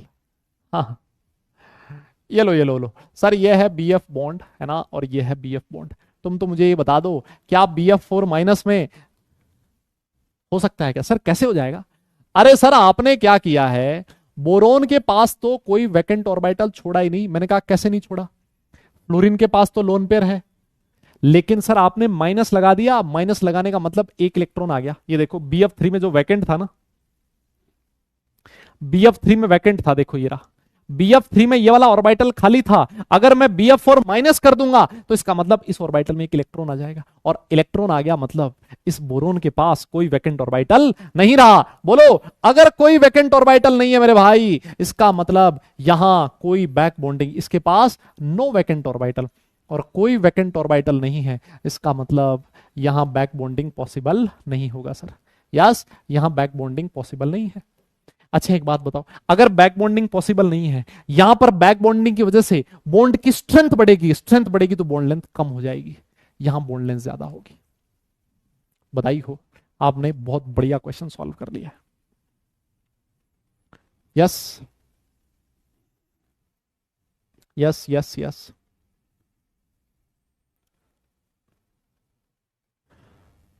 हाँ तो क्या हो गया, BF4- है तो क्या हो गया, क्या हो गया, BF4- है तो,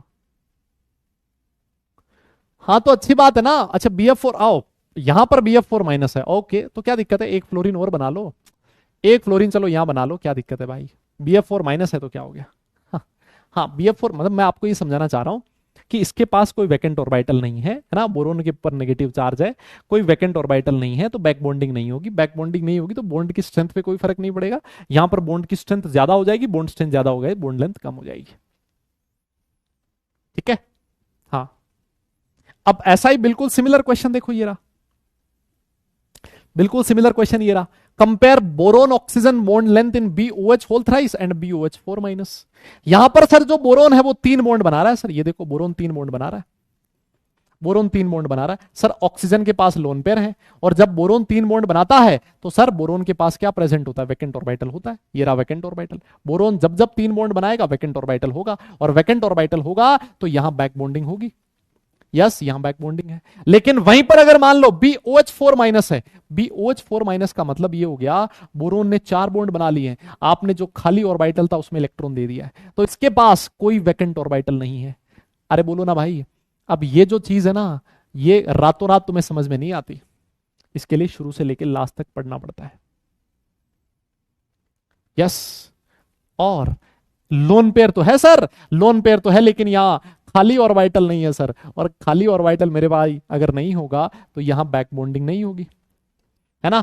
अगर बैक बॉन्डिंग नहीं है इसका मतलब बॉन्ड लेंथ ज्यादा होगी, बैक बॉन्डिंग है तो बॉन्ड लेंथ कम होगी। तो जो ये बैक बॉन्ड लेंथ है वो इसमें कम है और इसमें ज्यादा है। बताइए। अबे बनाना बॉन्ड कहां से सुन के आए हो तुम नाम? रुक जाओ अभी, बनाना बॉन्ड बनाना बॉन्ड, हाँ अबे रुको भाई, अभी बनाना बॉन्ड ऐसे नहीं समझ में आएगा। क्या होता है बनाना बॉन्ड तुम्हें अभी पता नहीं है, तुम मतलब ऐसे ही तुमने नाम सुन लिया कहीं से, है ना, और तुम खेल रहे हो ऐसे ही। यस। तो सर ये था बैक बॉन्डिंग का सबसे पहला इफेक्ट। क्या इफेक्ट होता है कि इसकी वजह से बॉन्ड की स्ट्रेंथ बढ़ती है, बॉन्ड लेंथ कम होती है और बॉन्ड ऑर्डर बढ़ता है ना। तो ये सबसे पहला इफेक्ट था। इसके कुछ और इफेक्ट्स भी होंगे, है ना, तो उन इफेक्ट को मैं अगली क्लास में पढ़ाऊंगा, ठीक है ना। उन इफेक्ट्स को हम लोग नेक्स्ट क्लास में करेंगे। तो आज के लिए आपके क्वेश्चंस ये रहे। आज आपको कोई डीपीपी नहीं मिलेगी, ठीक है। आज मैंने कुछ ज्यादा पढ़ाया भी नहीं है। यस, तो आप लोग बढ़िया ढंग से रिवाइज कर सकते हैं, अच्छे से रिवाइज करके आइएगा। और नेक्स्ट क्लास में आइएगा। नेक्स्ट क्लास के लिए सिर्फ और सिर्फ आपके पास जो होमवर्क है ना, वो जो क्लासरूम वाला जो आपको क्लास में दिया है, आपके पास सिर्फ वही होमवर्क है, आप सिर्फ वही क्वेश्चंस करके आइएगा, ठीक है ना। आज के लिए हम लोग इतना ही करेंगे। बनाना बॉन्ड बेटा अगली क्लास में पढ़ेंगे, है ना। हाँ, बनाना बॉन्ड अगली क्लास में पढ़ेंगे। और जब मैं वो पढ़ाऊंगा ना, बनाना बॉन्ड पढ़ाऊंगा ना, तब तुम भी ऐसे सोचोगे कि मतलब सर क्यों ही पढ़ा रहे हो, रहने दो ना, ये हमसे नहीं हो पाएगा, है ना, हमसे नहीं हो पाएगा। तो बनाना बॉन्ड नेक्स्ट क्लास में करवाऊंगा। बैक बॉन्डिंग मतलब लगभग खत्म हो गया है। जो कुछ क्वेश्चन है हम लोग अगली क्लास में डिस्कस करेंगे, और फिर उसके बाद बैक बॉन्डिंग को निपट जाएगा। फिर मैं आपको अगली क्लास में ब्रिज बॉन्डिंग पढ़ाऊंगा जिसमें बनाना बॉन्ड आएगा। अच्छा, कोटा फैक्ट्री से नाम सुन के आ गए हो, हाँ, अगली क्लास में पढ़ेंगे उसको, ठीक है। तो अब ये जो चैप्टर ना मैं आपको बताऊं, अब ये चैप्टर ना धीरे धीरे मतलब ऐसे लग रहा है जैसे खत्म होने की तरफ जा रहा है ना। जैसे अगली क्लास में बैक बॉन्ड ब्रिज बॉन्ड दोनों खत्म हो जाएगा। फिर उसके बाद मैं आपको मॉलिक्यूलर ऑर्बिटल थ्योरी एमओटी करवाऊंगा। और वो जो मॉलिक्यूलर ऑर्बिटल थ्योरी होता है वो मतलब ऐसे मानो लगभग एक काफी बड़ा पोर्शन होता है, और वो अगर एमओटी आ जाता है ना तो फिर चैप्टर आपका लगभग खत्म होने लगता है, ठीक है ना। और फिर उसके बाद छोटे छोटे से टॉपिक बचेंगे, hydrogen bond, der Waals forces, solubility, फजान्स rule, है ना। तो बहुत सारे लोग बोल रहे थे कि सर ये नहीं करवाया आपने, फजान रूल नहीं करवाया। उन्होंने भी कहीं से नाम सुन लिया फजान रूल का, है ना। कुछ लोगों ने लिखा, मैं देख रहा था एक दिन कमेंट, कहता है कि सर आपने ना सॉल्युबिलिटी नहीं पढ़ाई। सब पढ़ाएंगे, कौन सी चीज कब पढ़ानी है मुझे पता है ना। तो आप वो चीज मेरे ऊपर छोड़ दो, कौन सी चीज पढ़ानी है कौन सी नहीं पढ़ानी है वो सारा पढ़ा देंगे। आप तो बस रिवाइज करके आते रहा करो, ठीक है। हाँ, डीबीपी के सॉल्यूशन दे देंगे बेटा, डीबीपी के सॉल्यूशन दे देंगे, ठीक है। चलिए जी, बस आज के लिए हम लोग इतना ही करेंगे, है ना। आज के लिए हम लोग इतना ही करेंगे। नेक्स्ट क्लास में आपसे मिलेंगे वापस। स्टोरी स्टोरी सुनाएंगे कभी, है ना, सुनाएंगे कभी स्टोरी भी, मौका मिला कभी, मन किया तो मतलब, है ना। हाँ, ठीक है। चलो जी, ठीक है। तो नेक्स्ट क्लास में मिलते हैं आपसे। तब तक सारे लोग अपना ख्याल रखें, खुश रहें, हंसते मुस्कुराते रहें, और भाई पढ़ाई जरूर करते रहें, क्योंकि काम तो पढ़ने से चलेगा, सिर्फ मुस्कुराने से नहीं। यस, नेक्स्ट क्लास तक के लिए tata bye bye, love you all.